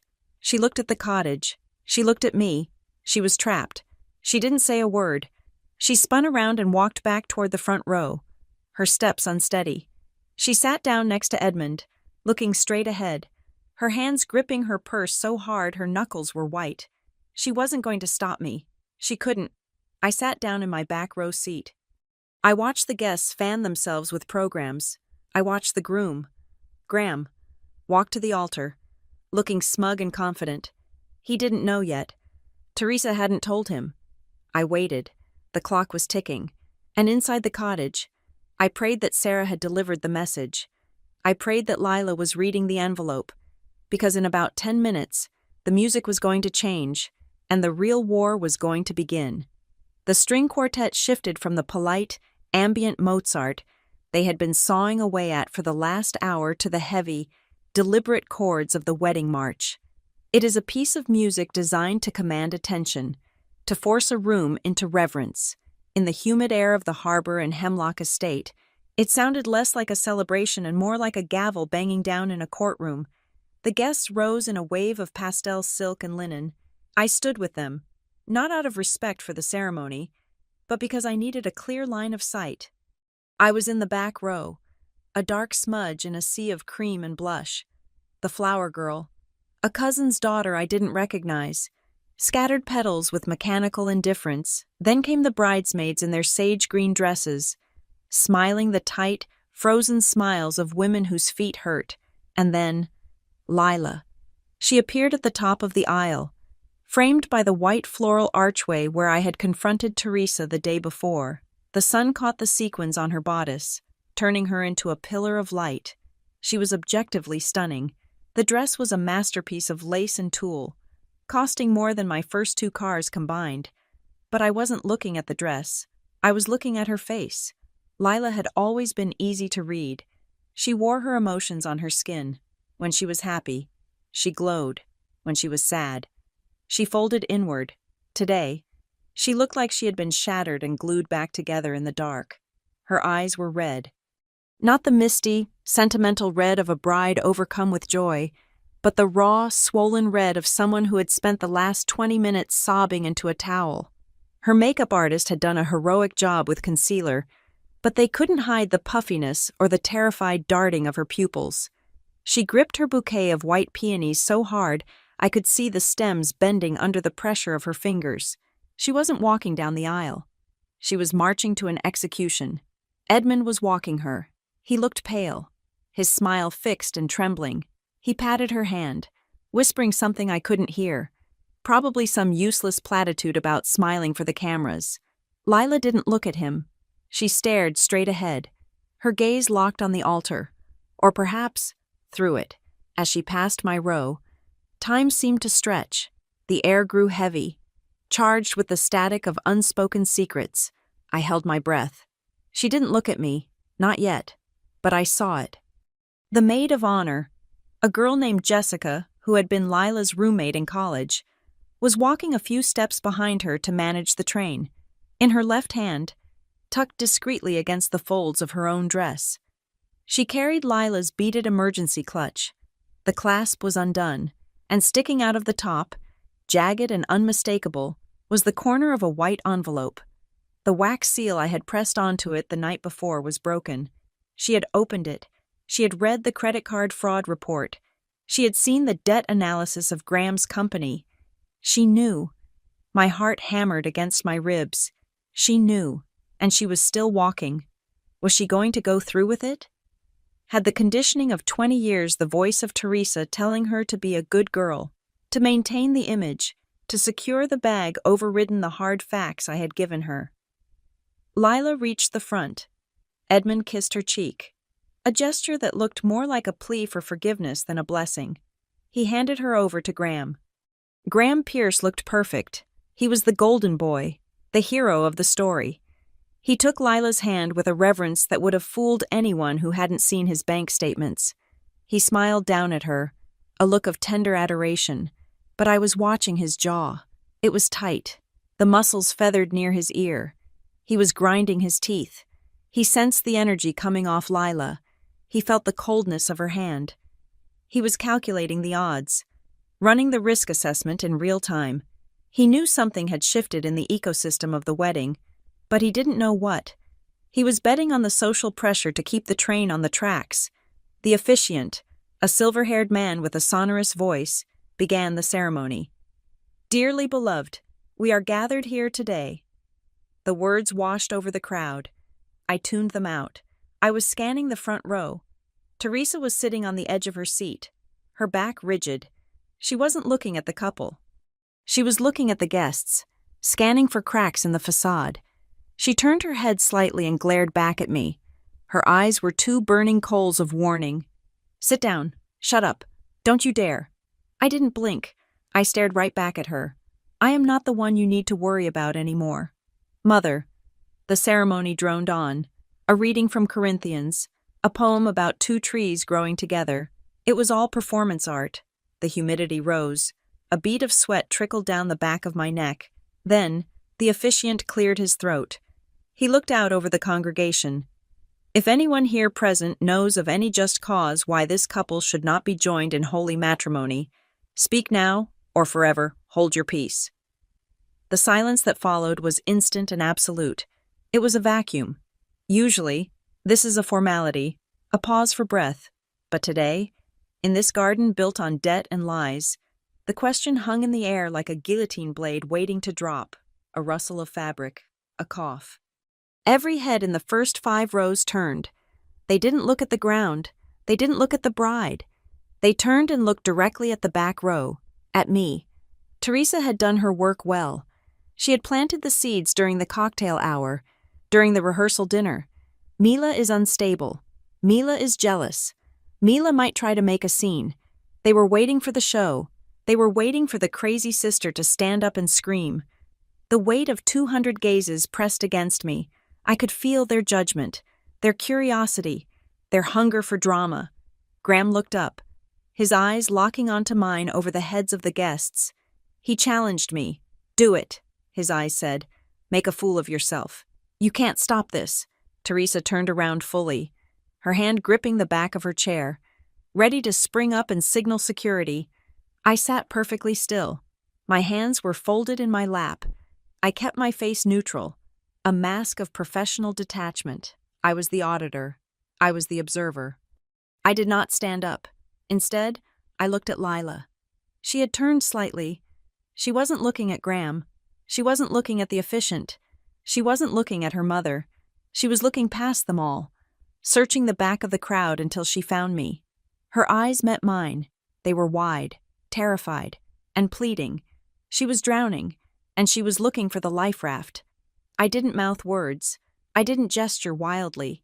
I simply looked at her, and I shook my head very slightly, a fraction of an inch to the left, then to the right. "I am not going to do this for you. my eyes said. I am not going to stand up and be the villain so you can be the victim. I am not going to make the choice for you. I gave you the truth. Now you have to stand. Lila held my gaze for a long second. I saw the realization hit her. I saw the fear, and then, slowly, underneath the fear, a spark of something else. Anger. She turned back to the front. The officiant, sensing the awkward length of the pause, smiled nervously. Wonderful. Then, by the power vested in me. Wait, the word was soft. But in the silence of the garden, it sounded like a gunshot. It wasn't me, it was Lila. The officiant froze. I beg your pardon? Lila let go of Graham's hand. She dropped it as if it burned her skin. She took a step back, putting physical distance between her body and his. I need a moment, Lila said. Her voice was shaking, but it was audible. Graham's perfect smile faltered. He reached for her arm, a reflex to control the asset. Lila, honey, what's wrong? Is it the heat? You look a little faint. He tried to play it off as a swoon, the fragile bride. Lila pulled her arm away sharply. Don't touch me. Graham! A gasp rippled through the crowd. A low murmur started, like the buzzing of bees. Did you hear that? What did she say? Teresa shot out of her chair like she had been ejected. She rushed to the altar, ignoring the protocol. Lila. Darling, you're just dehydrated. It's the stress. Sit down for a second. She reached for Lila, trying to herd her back into the script, trying to force the play to continue. Lila turned on her mother. Stop, Mom. We are just going to take a 5-minute break, Teresa announced to the crowd, her voice shrill, waving her hands frantically at the string quartet to play something. Music, play the music. The musicians hesitated, bows hovering over strings, confused. No music, Lila commanded. She looked at Sarah, the wedding planner, who was standing frozen at the side of the altar holding a clipboard. Sarah, give me the microphone. Lila, no, Teresa hissed, grabbing for her daughter's wrist. You are having a panic attack. We are going to the cottage, now. I said, give me the microphone, Lila shouted. It was the first time in her life I had ever heard my sister raise her voice at our mother. It was a raw, unpolished sound. Sarah, terrified and operating on instinct, walked forward and handed the wireless microphone to the bride. Graham looked at the crowd, his face pale. He laughed nervously. She's a joker. Everyone knows that. Lila, babe, put the mic down. Lila ignored him. She ignored Teresa, who was now standing there with her mouth opening and closing like a fish on a dock, paralyzed by the sheer impossibility of her doll fighting back. Lila stood alone in the center of the altar. She looked small in her massive dress, but she stood straight.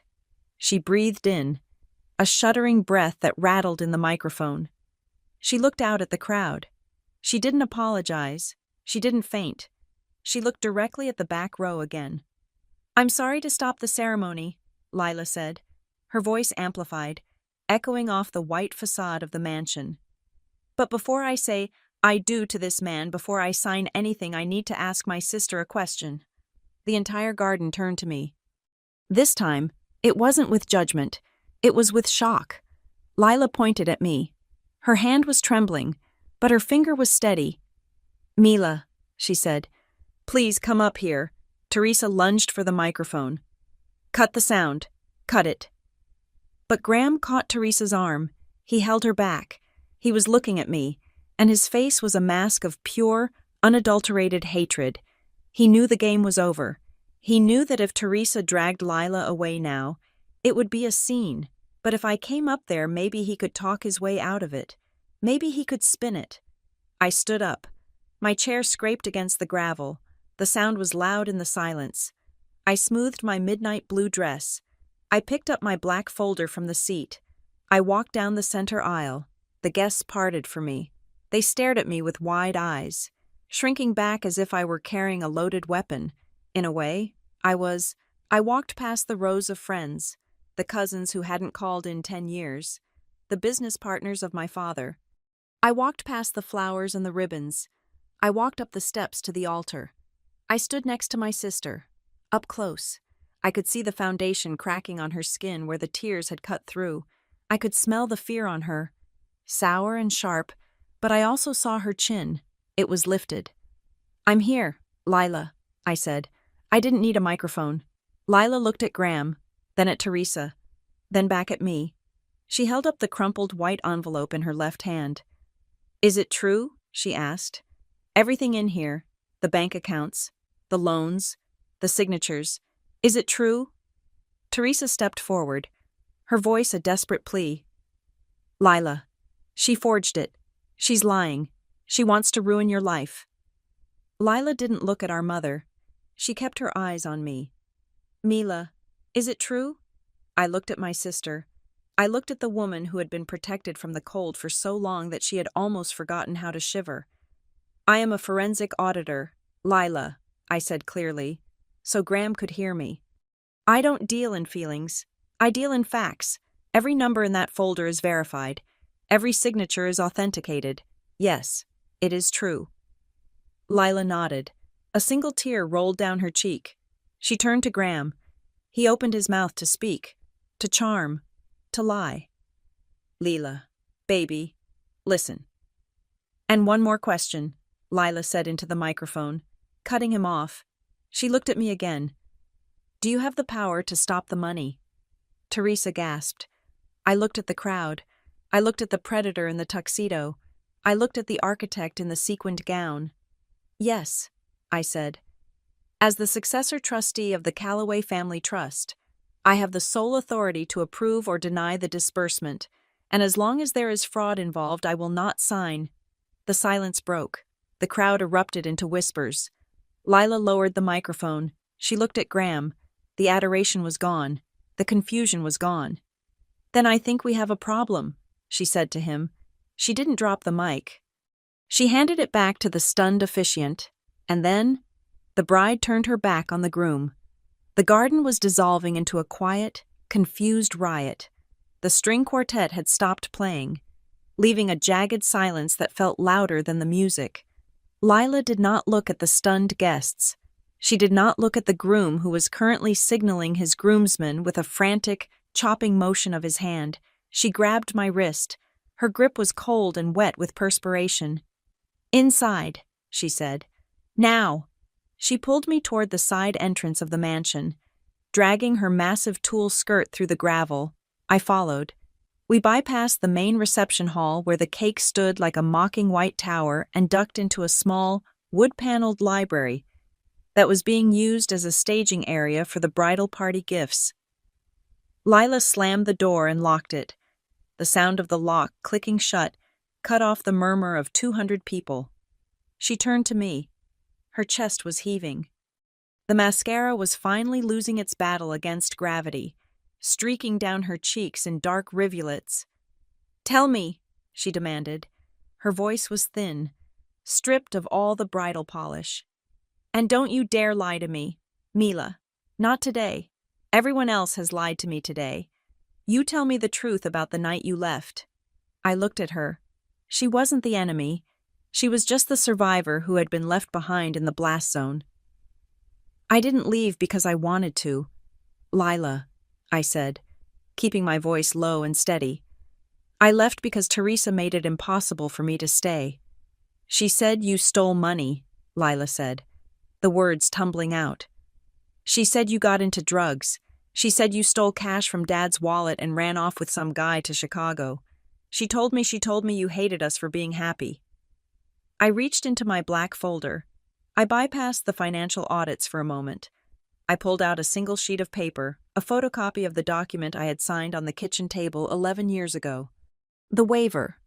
"Look at this," I said, handing it to her. Lila took it. Her hands were shaking so hard the paper rattled. "What is it?" "It's the document I signed the night I left. Teresa told me it was a tax form for Grandpa's estate. She told me it was just to help the family. But read the fine print.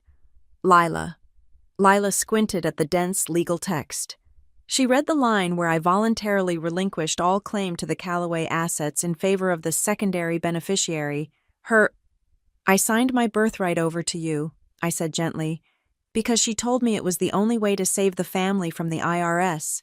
I did it to protect you, and the moment the ink was wet, she kicked me out. Lila looked up, horror dawning in her eyes. But Mom said you refused to help. She said we had to use my college fund because you wouldn't contribute. I paid the mortgage for 2 years. Lila, I paid for your ballet lessons. I paid the electric bill. I pointed to the bottom of the page. Now, look at the signature. Lila looked. It says Mila Callaway. Look closer. She stared at the loops of the letters. That's not how you make your Ms. You always do the sharp points. This is rounded. Exactly, I said. This is a copy of the refiled version Teresa submitted to the court 3 years ago to update the trust terms. She forged a new version because she lost the original. She's been managing the narrative with a pen and a lie for a decade. Lila dropped the paper. She looked like she was going to be sick. I didn't know, she whispered. Mila, I swear to God, I didn't know. I thought you just didn't care about me. I know you didn't know, I said. That's why I'm here. I pulled out the second document, the codicil from our grandmother, the one Aunt Margaret had given me just an hour ago. Grandma knew, I said. Read the note in the margin. Lila read the shaky handwriting of the woman we had both loved. If anyone tries to remove Mila from this family using money as a weapon, let the weapon break in their hands. Let Mila hold the power. Lila let out a sound that was half sob, half laugh. She pressed the paper to her chest. Grandma left you in charge to protect me. To protect us both, I said. Lila looked at the door. Gram, he kept asking about the trust. For months. He said he wanted to help me invest it.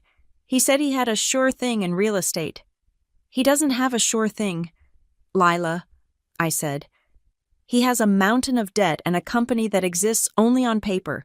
He is borrowing money to pay the interest on other money he borrowed. He isn't marrying you. He is acquiring an asset. Lila closed her eyes. The tears stopped. When she opened them again, the fear was gone, replaced by a cold, hard clarity that reminded me of myself. I need to go back out there, she said. Are you sure? Yes, she said. I'm not going to hide in a library while they sell me. We unlocked the door. The scene outside had devolved into a high society panic. The guests were standing in clusters, whispering furiously. Waiters were uncertainly holding trays of champagne that no one was drinking. Teresa was in the center of a group of elderly relatives, her hands flying as she spun the web.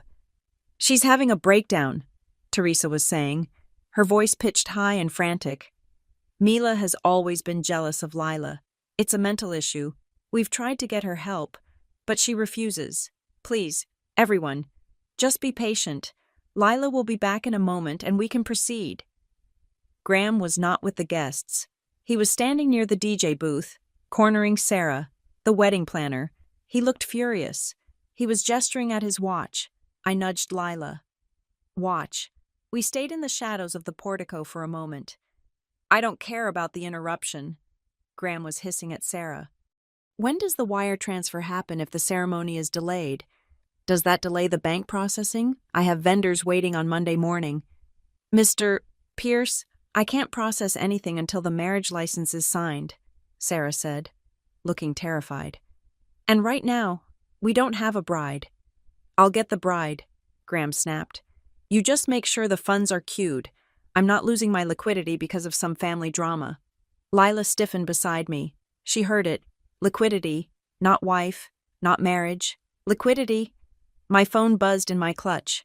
It was a text from Jade. Confirmed. The credit card used for the catering final payment yesterday was opened in your name. Mila, I have the IP address of the application. It matches the Wi-Fi at your parents' house. It is a felony. Do you want me to call the local precinct? I looked at the text. Then I looked at Sarah, the planner, who looked like she was about to cry.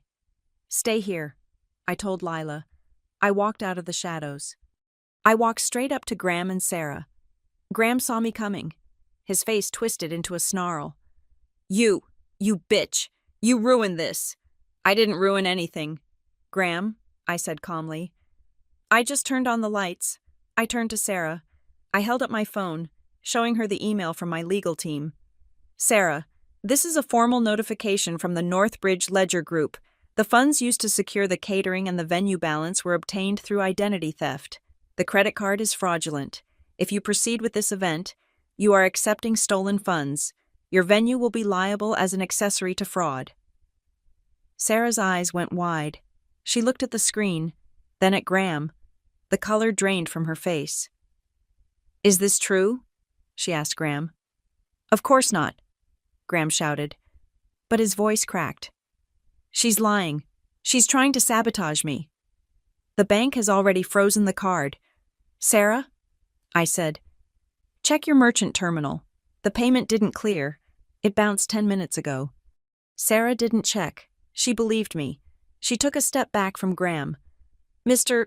Pierce, if the payment didn't clear, we cannot serve the dinner. I have to order the staff to stop. You can't do that, Graham roared.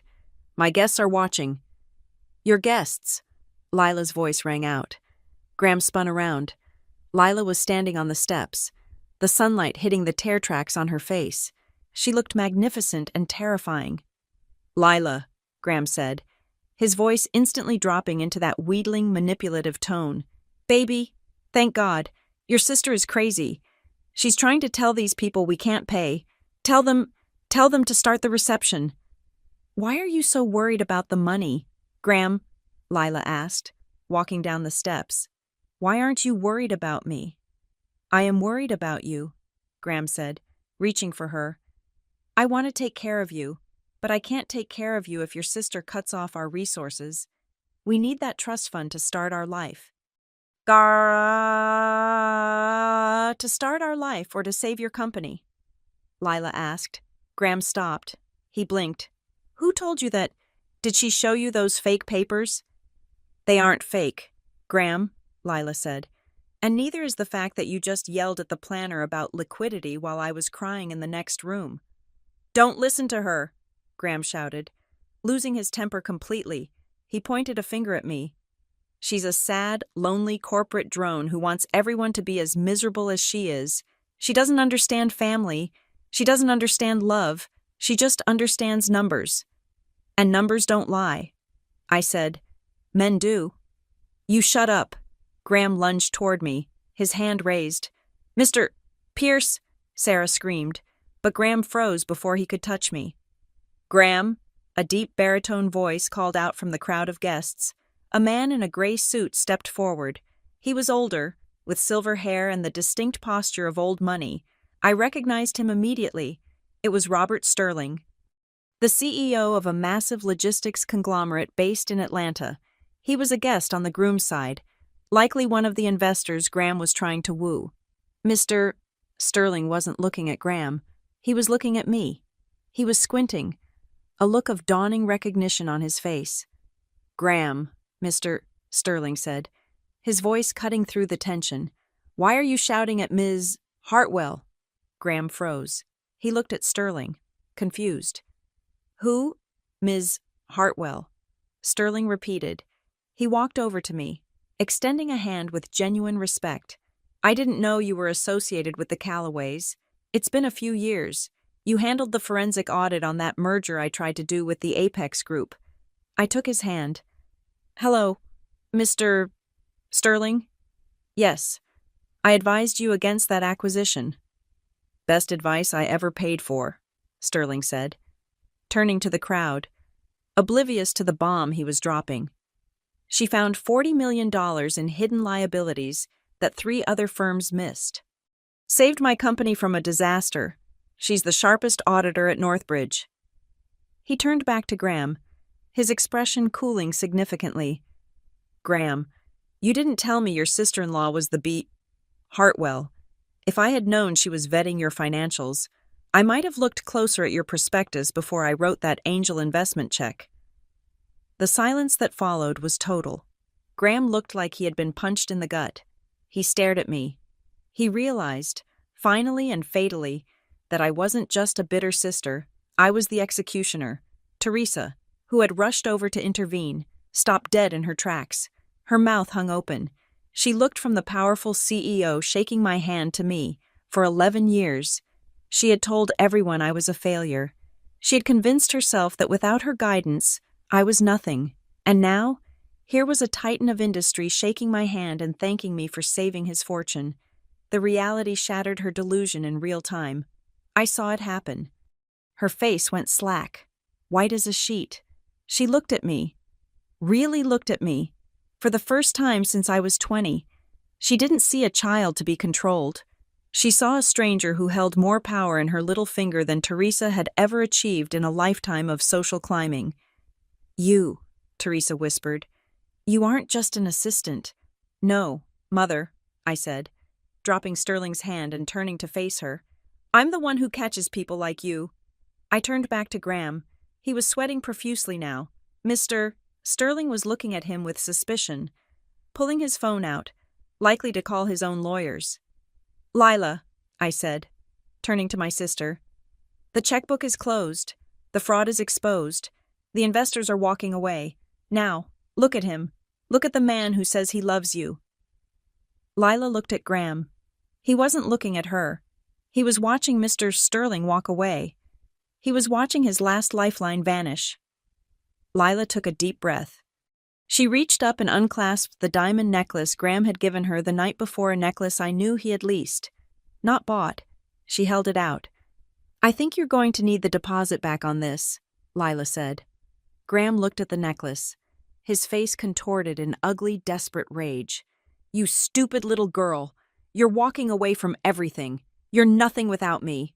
"Actually," I interjected, stepping between them, "she is the primary beneficiary of a multi-million-dollar trust fund.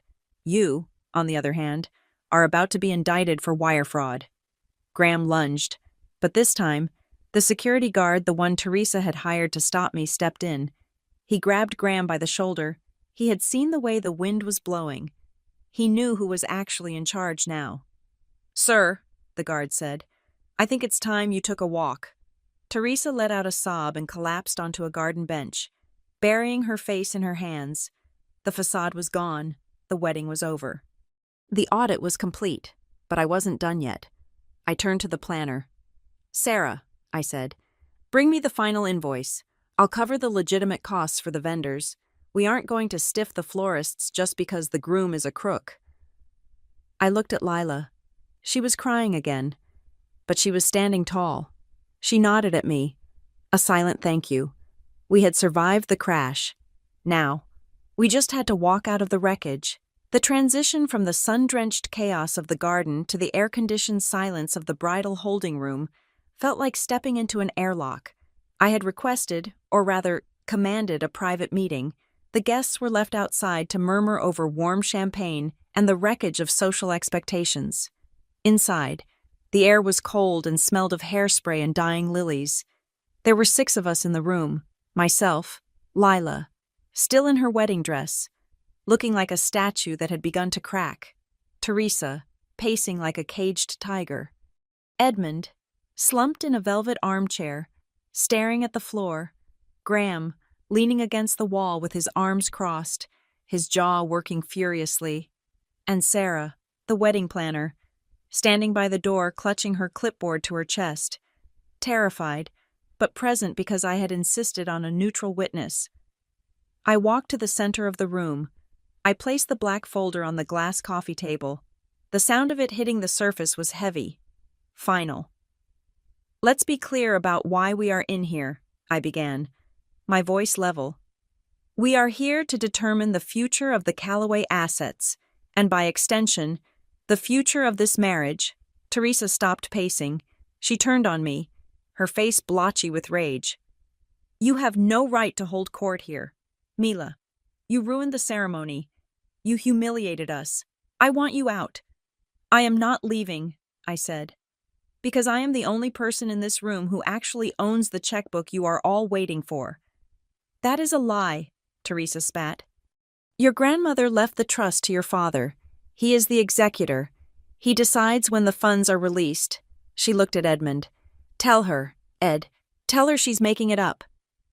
Edmund didn't look up. He rubbed his temples, a gesture of profound exhaustion. "Edmund," Teresa shrieked. "He can't tell you that." "Mother?" I said. "Because he knows it isn't true. Grandma bypassed him. She bypassed you. She knew you would spend the principal on appearances and Dad would let you." I reached into the folder and pulled out the notarized document, the Callaway Family Trust codicil. It had the raised seal of the state of Ohio and the signature of the probate judge. "This is a certified copy," I said, sliding it across the glass toward Graham. "Article 4, Section B. In the event of Eleanor Callaway's passing, the role of successor trustee shall fall to her eldest granddaughter, Mila Knight, with full discretionary power over all disbursements." Graham pushed off the wall. He picked up the document. He read it. His eyes scanned the legal jargon, looking for a loophole, a mistake, anything. "It's real," Graham said quietly. He dropped the paper back onto the table. "She controls the money," Teresa laughed. A brittle, high-pitched sound. "It's a forgery. She forged it just like she forged that credit card application." "The credit card application was traced to your IP address, Mrs. Callaway," I said, looking at Sarah. "We have the digital logs. Sarah here has already received the fraud alert from the merchant bank. The only person forging things in this family is you." Teresa's mouth snapped shut. Her eyes darted around the room, looking for an exit, looking for a new narrative. Graham, realizing the brute force approach had failed, shifted tactics instantly. His posture softened. He uncrossed his arms and took a step toward me, his face arranging itself into a look of reasonable concern. "Okay," Graham said, holding up his hands. "Okay, Mila. You made your point. You're the trustee. You're protective. I get it. I respect that. You want to make sure Lila is safe." He turned to Lila, his voice dropping to a husky, intimate register. "Babe, tell your sister. Tell her we are a team. We are family. The trust is just a tool to help us get started. We aren't enemies here." Lila looked at him. She didn't move. "We are family," Graham repeated, looking back at me. "And families help each other. I admit, my liquidity is a little tight right now. The market has been rough, but with the trust injection, I can stabilize the portfolio, and we all win. It's an investment." "An investment," I repeated. "Okay, Graham, if we are partners, let's do due diligence." I opened the folder again. I pulled out a spreadsheet. It was the risk analysis of his portfolio. "Show me your books," I said. Graham froze. "Excuse me. If you want me to sign off on a release of $2 million into your control," I said, "then treat me like an investor. Open your books. Show me your accounts receivable. Show me your debt service ratio. Show me the tax returns for Pierce Global Holdings for the last 3 years." The room went silent. The hum of the air conditioner seemed to get louder. "That's proprietary information," Graham stammered. "I can't just share corporate secrets." "You can if you want the money," I said. "But you won't, because there are no secrets. There is just debt." I picked up the spreadsheet and read from it. "Pierce Global Holdings has 4 outstanding loans with high-risk lenders totaling $1.5 million. The interest rate is 18%. You are in default on 2 of them. You have a balloon payment due on Tuesday. That is why you were screaming at Sarah about the wire transfer. You aren't investing the trust. Graham, you are using it to pay off loan sharks before they seize your car." Graham's face went from tan to a sickly gray. He didn't speak. He couldn't. The numbers were right there in black and white. Lila made a small sound, a whimper. She was looking at Graham, waiting for him to deny it, waiting for him to laugh and produce a bank statement that proved me wrong. But Graham just stared at me with dead eyes. "Is it true?" Lila asked. Her voice was barely a whisper. "Are you broke?" Graham didn't answer her. He kept his eyes on me. "You dug deep. Who do you work for, the feds?" "I work for the truth," I said. Lila turned away from him. She looked at Teresa. "Mom, did you know?" Teresa flinched. "I knew Graham had some cash flow challenges. All businessmen do. It's normal, I told you. Lila, you have to support your husband. You knew, Lila said, her voice rising. You knew he was marrying me for the money, and you let it happen. I was trying to save us. Teresa yelled, dropping the mask. Your father lost everything. Lila, everything. The house is mortgaged to the hilt. The cars are leased. We have nothing. I needed this wedding to happen so we could access the trust and pay off our own debts. We are drowning. Edmund let out a long, shuddering sigh. He covered his face with his hands. So I was the bailout, Lila said. She sounded numb. I wasn't the bride. I was the paycheck. Don't be dramatic, Teresa snapped, reverting to her old habit of dismissing Lila's feelings. We did what we had to do to survive. Mila abandoned us. She left us with nothing. We had to find a way. I didn't abandon you, I cut in. I was pushed out. Lila looked at me. The signature, the waiver. Mom said you laughed when you signed it. She said you called us parasites. I looked at Teresa. Is that what you told her after you forced me to sign a document you lied about? I didn't force you, Teresa cried. You signed it willingly. Because you told me it was a tax form, I countered. And when I found out it was a disinheritance waiver, you threw me out in the rain. You were always difficult, Teresa sneered. You never fit in. You were cold. Lila was the sweet one. Lila deserved the money. And the letter? I asked. The letter from Grandma. The one Aunt Margaret gave me this morning. The one where Grandma warned me about exactly this moment. Teresa went pale. Margaret gave you that. She did. You hid it in the attic for 11 years.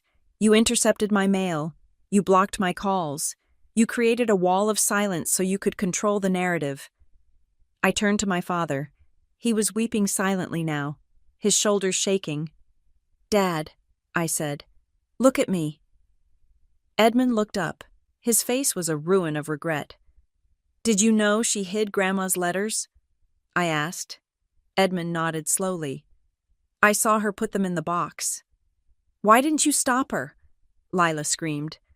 It was a raw, agonized sound that made Sarah jump by the door. Why didn't you tell me Mila tried to reach out? I was afraid, Edmund whispered. I was afraid of her. I just wanted peace in the house. I'm sorry. Pumpkin, I'm so sorry. Peace, I said, shaking my head. You bought peace with my life, and now you tried to buy it with Lila's. The room felt heavy, suffocating.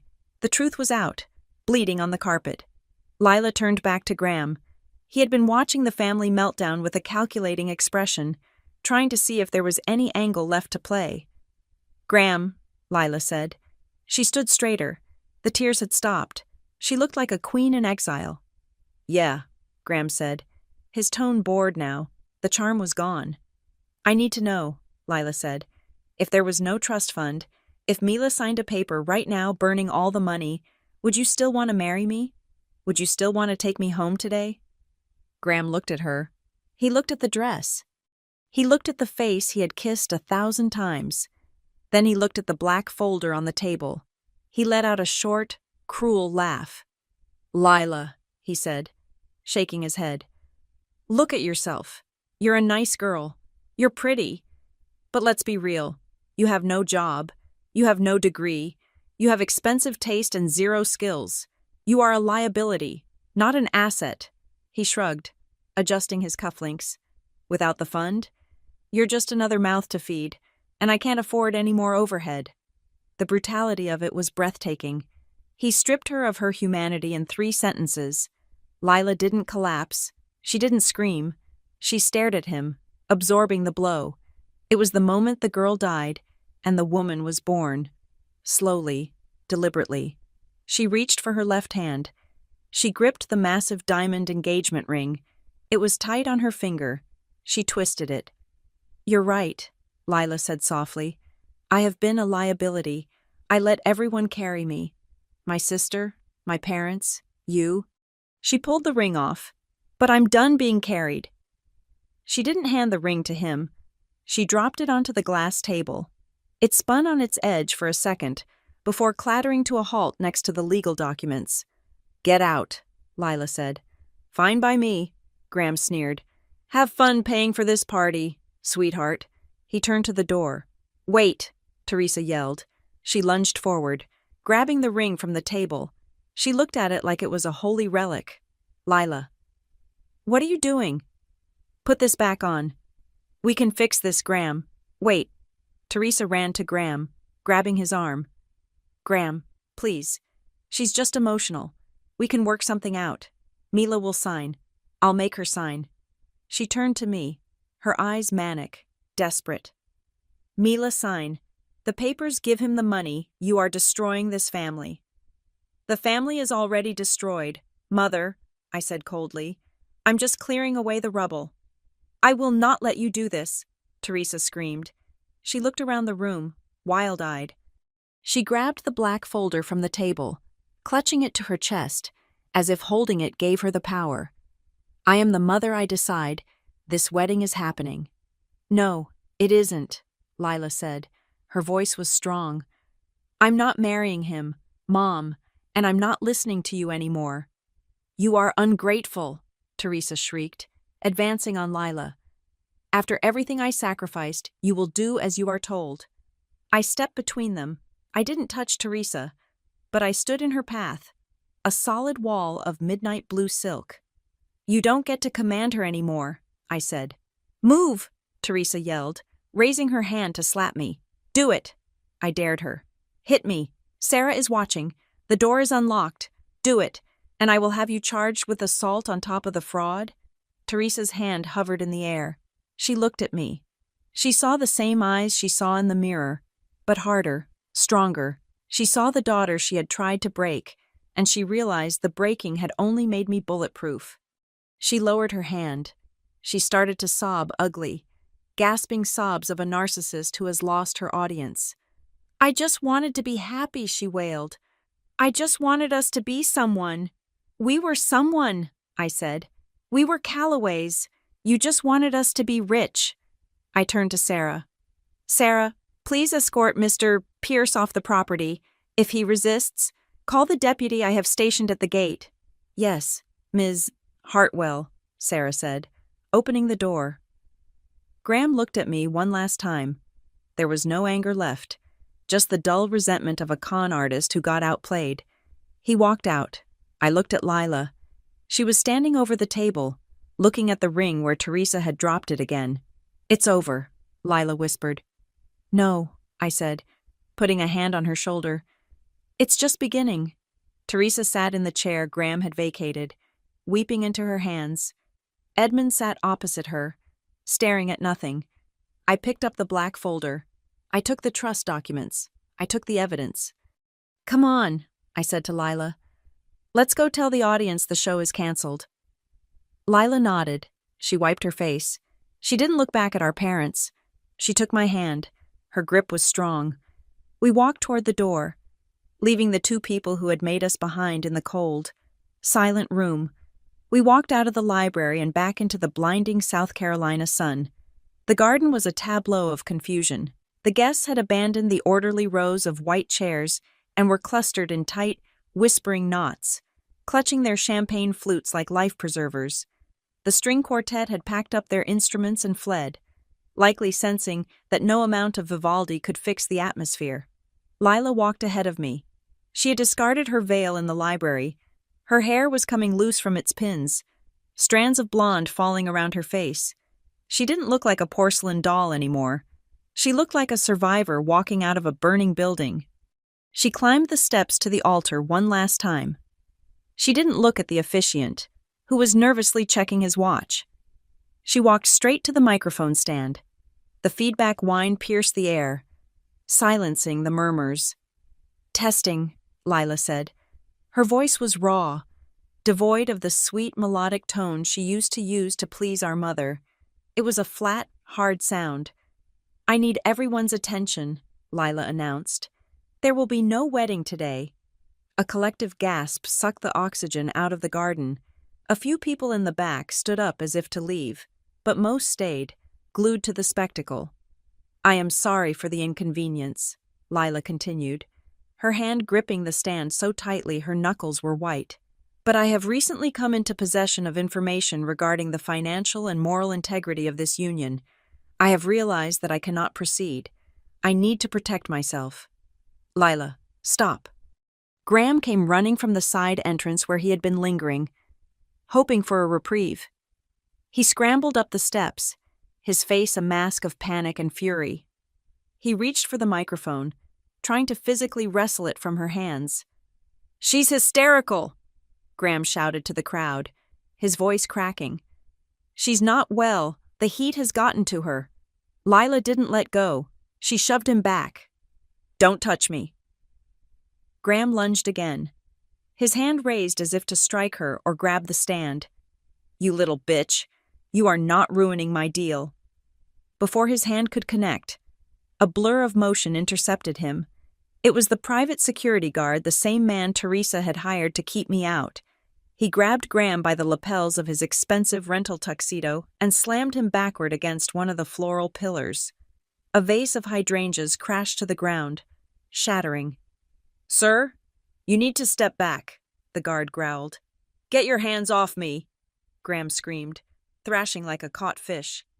"Do you know who I am? I am the groom. I am the CEO of Pierce Global." "You are a trespasser," the guard said calmly. He twisted Graham's arm behind his back and marched him down the steps. "Let's go. The police are on their way to discuss a credit card fraud issue." As Graham was dragged past the guests, kicking and swearing, the illusion of his success evaporated. The investors, the business partners, the high society friends, they all watched him with expressions of distaste. He wasn't a titan of industry. He was just a desperate man in a suit he couldn't afford. But the silence didn't last. "Mila, you did this." Teresa stood at the bottom of the steps. She wasn't looking at Graham. She was pointing a shaking finger at me, her face twisted into a snarl of pure hatred. "You poisoned her mind," Teresa screamed, turning to the guests, playing to the gallery one last time. "My daughter, Mila, she has always been jealous. She couldn't stand to see Lila happy. She came here with lies and fake papers to destroy this family because she is miserable and alone." The guests looked at me. I could feel the weight of their judgment shifting. Teresa was good. She knew how to play the victim. I didn't hide. I walked up the steps and stood next to Lila. I took the microphone from my sister's hand. "I am not jealous, Mother," I said. My voice was calm, amplified across the estate. It was the voice I used in federal courtrooms. "And I am not alone." I opened the black folder. I held up the documents for the crowd to see. "My name is Mila Knight. I am a senior forensic auditor for the Northbridge Ledger Group in Chicago. My job is to detect financial fraud, embezzlement, and corporate theft." I paused, letting the title sink in. I saw heads nodding. I saw Mr. Sterling in the front row cross his arms and glare at Teresa. "I did not come here to ruin a wedding," I continued. "I came here because I am the legal successor trustee of the Calloway Family Trust, and as the trustee, I have a fiduciary duty to prevent the disbursement of funds into a criminal enterprise." I pointed to the empty space where Graham had been standing. "The groom, Graham Pierce, is currently insolvent. His company is a shell entity used to launder loan applications. He intended to use my sister's inheritance to pay off predatory lenders." Then I pointed to Teresa. "And the mother of the bride, Teresa Calloway, funded this event using a credit card opened in my name, without my consent, using a forged signature. That is identity theft. That is a felony, and the bank has already frozen the assets." Teresa gasped. She looked around, expecting someone to jump to her defense, but the guests were backing away from her. The social distance was physical now. "She's lying," Teresa shrieked, but her voice lacked power. It was thin and reedy. "She's just trying to control us." "I don't want to control you," I said. "I want to stop you from using my sister as collateral." I looked at the crowd. "There is one more thing," I said. "Some of you might wonder how I knew about Graham Pierce's financial state so quickly. You might think I hacked his accounts." I looked at the guests from the business world. "I didn't have to hack anything. Graham's company, Pierce Global, attempted to secure a line of credit from a venture capital firm in Chicago 3 months ago. They hired Northbridge to vet the application. I was the lead auditor on the file.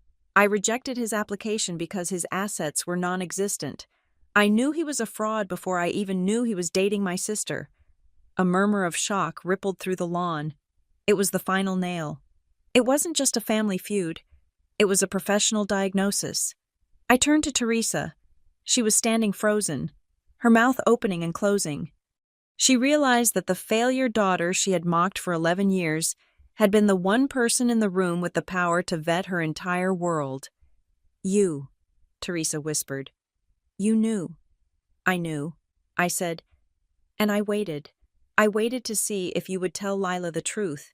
I waited to see if you would protect her. But you didn't. You blocked Grandma's letters. You stole my identity. You tried to sell her." Teresa's face crumpled. She looked at the guests, the elite of Charleston she had spent her life trying to impress. They were looking at her with pity and disgust. Her social credit score had just hit 0. She looked back at me, her eyes narrowing with a sudden, vicious desperation. "You think you've won?" she hissed, stepping closer to the stairs. "You think you're so smart? You'll be back. You always come back. You crave my approval. Mila, you're just a little girl who wants her mommy to say she's good.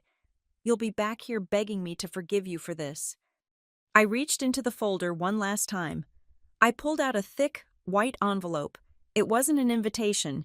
It was a legal summons. I walked down the stairs and held it out to her. "I don't want your forgiveness, Teresa," I said. "I want my $30,000. Teresa stared at the envelope. "This is a formal demand for restitution for the fraudulent charges made to my credit history," I said, "along with a cease and desist order regarding any future contact with me or my assets. If the money is not returned to the bank within 30 days, I will file criminal charges with the Charleston District Attorney." Teresa didn't take it. I tucked it into the sash of her silver sequined dress. "I'm not coming back," I said.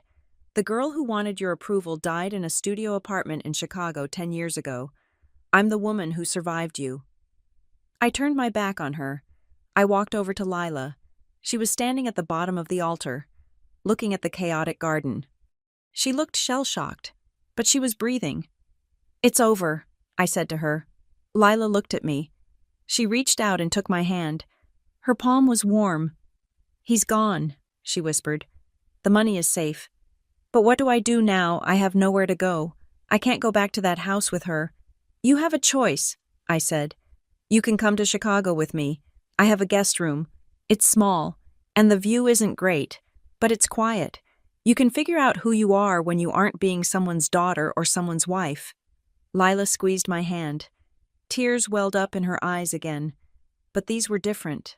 They were tears of relief. "I'd like that," she said. "I'd really like that." We started to walk toward the exit. The guests parted for us like the Red Sea. They didn't speak. They just watched the two sisters, the black dress and the white dress, walking away from the ruins of the dynasty.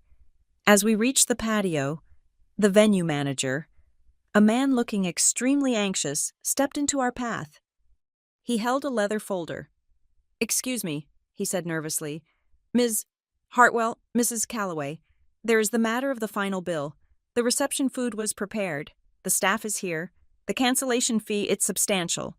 Teresa was standing 20 feet behind us, staring at the ground. She heard the manager. Her head snapped up. Her reflex, honed over decades, kicked in. She looked straight at me. She didn't speak, but the look was loud. "You pay it. You have the money. You're the successful one. Fix it." It was the same look she gave me when the electricity was cut off.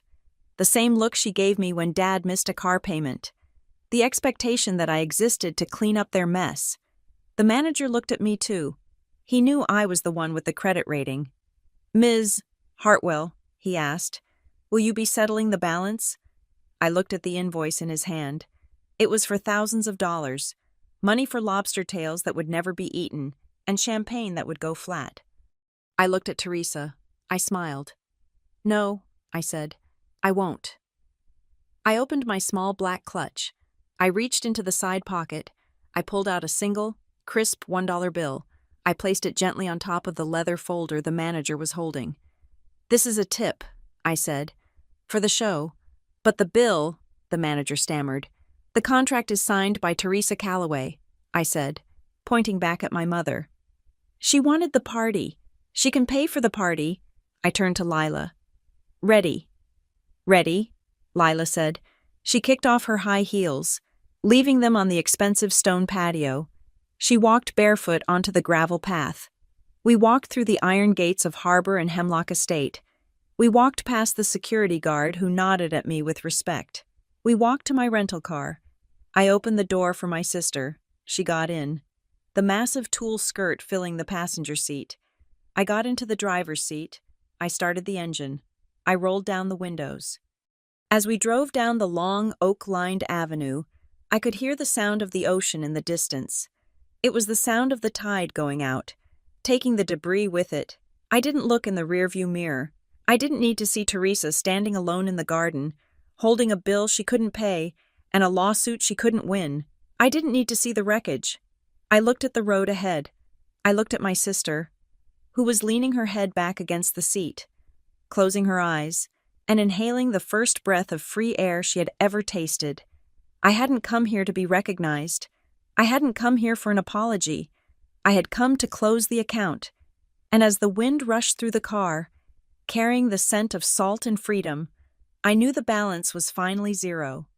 Thank you so much for listening to this story of justice and liberation. I would love to know where you are tuning in from right now. Are you listening from your car, your kitchen, or maybe during a quiet moment at work? Please drop a comment below and let me know. If you enjoyed seeing Mila take back her power, please make sure to subscribe to the Maya Revenge Stories channel, like this video, and hit that hype button so we can share this story with even more people. Your support means the world to us.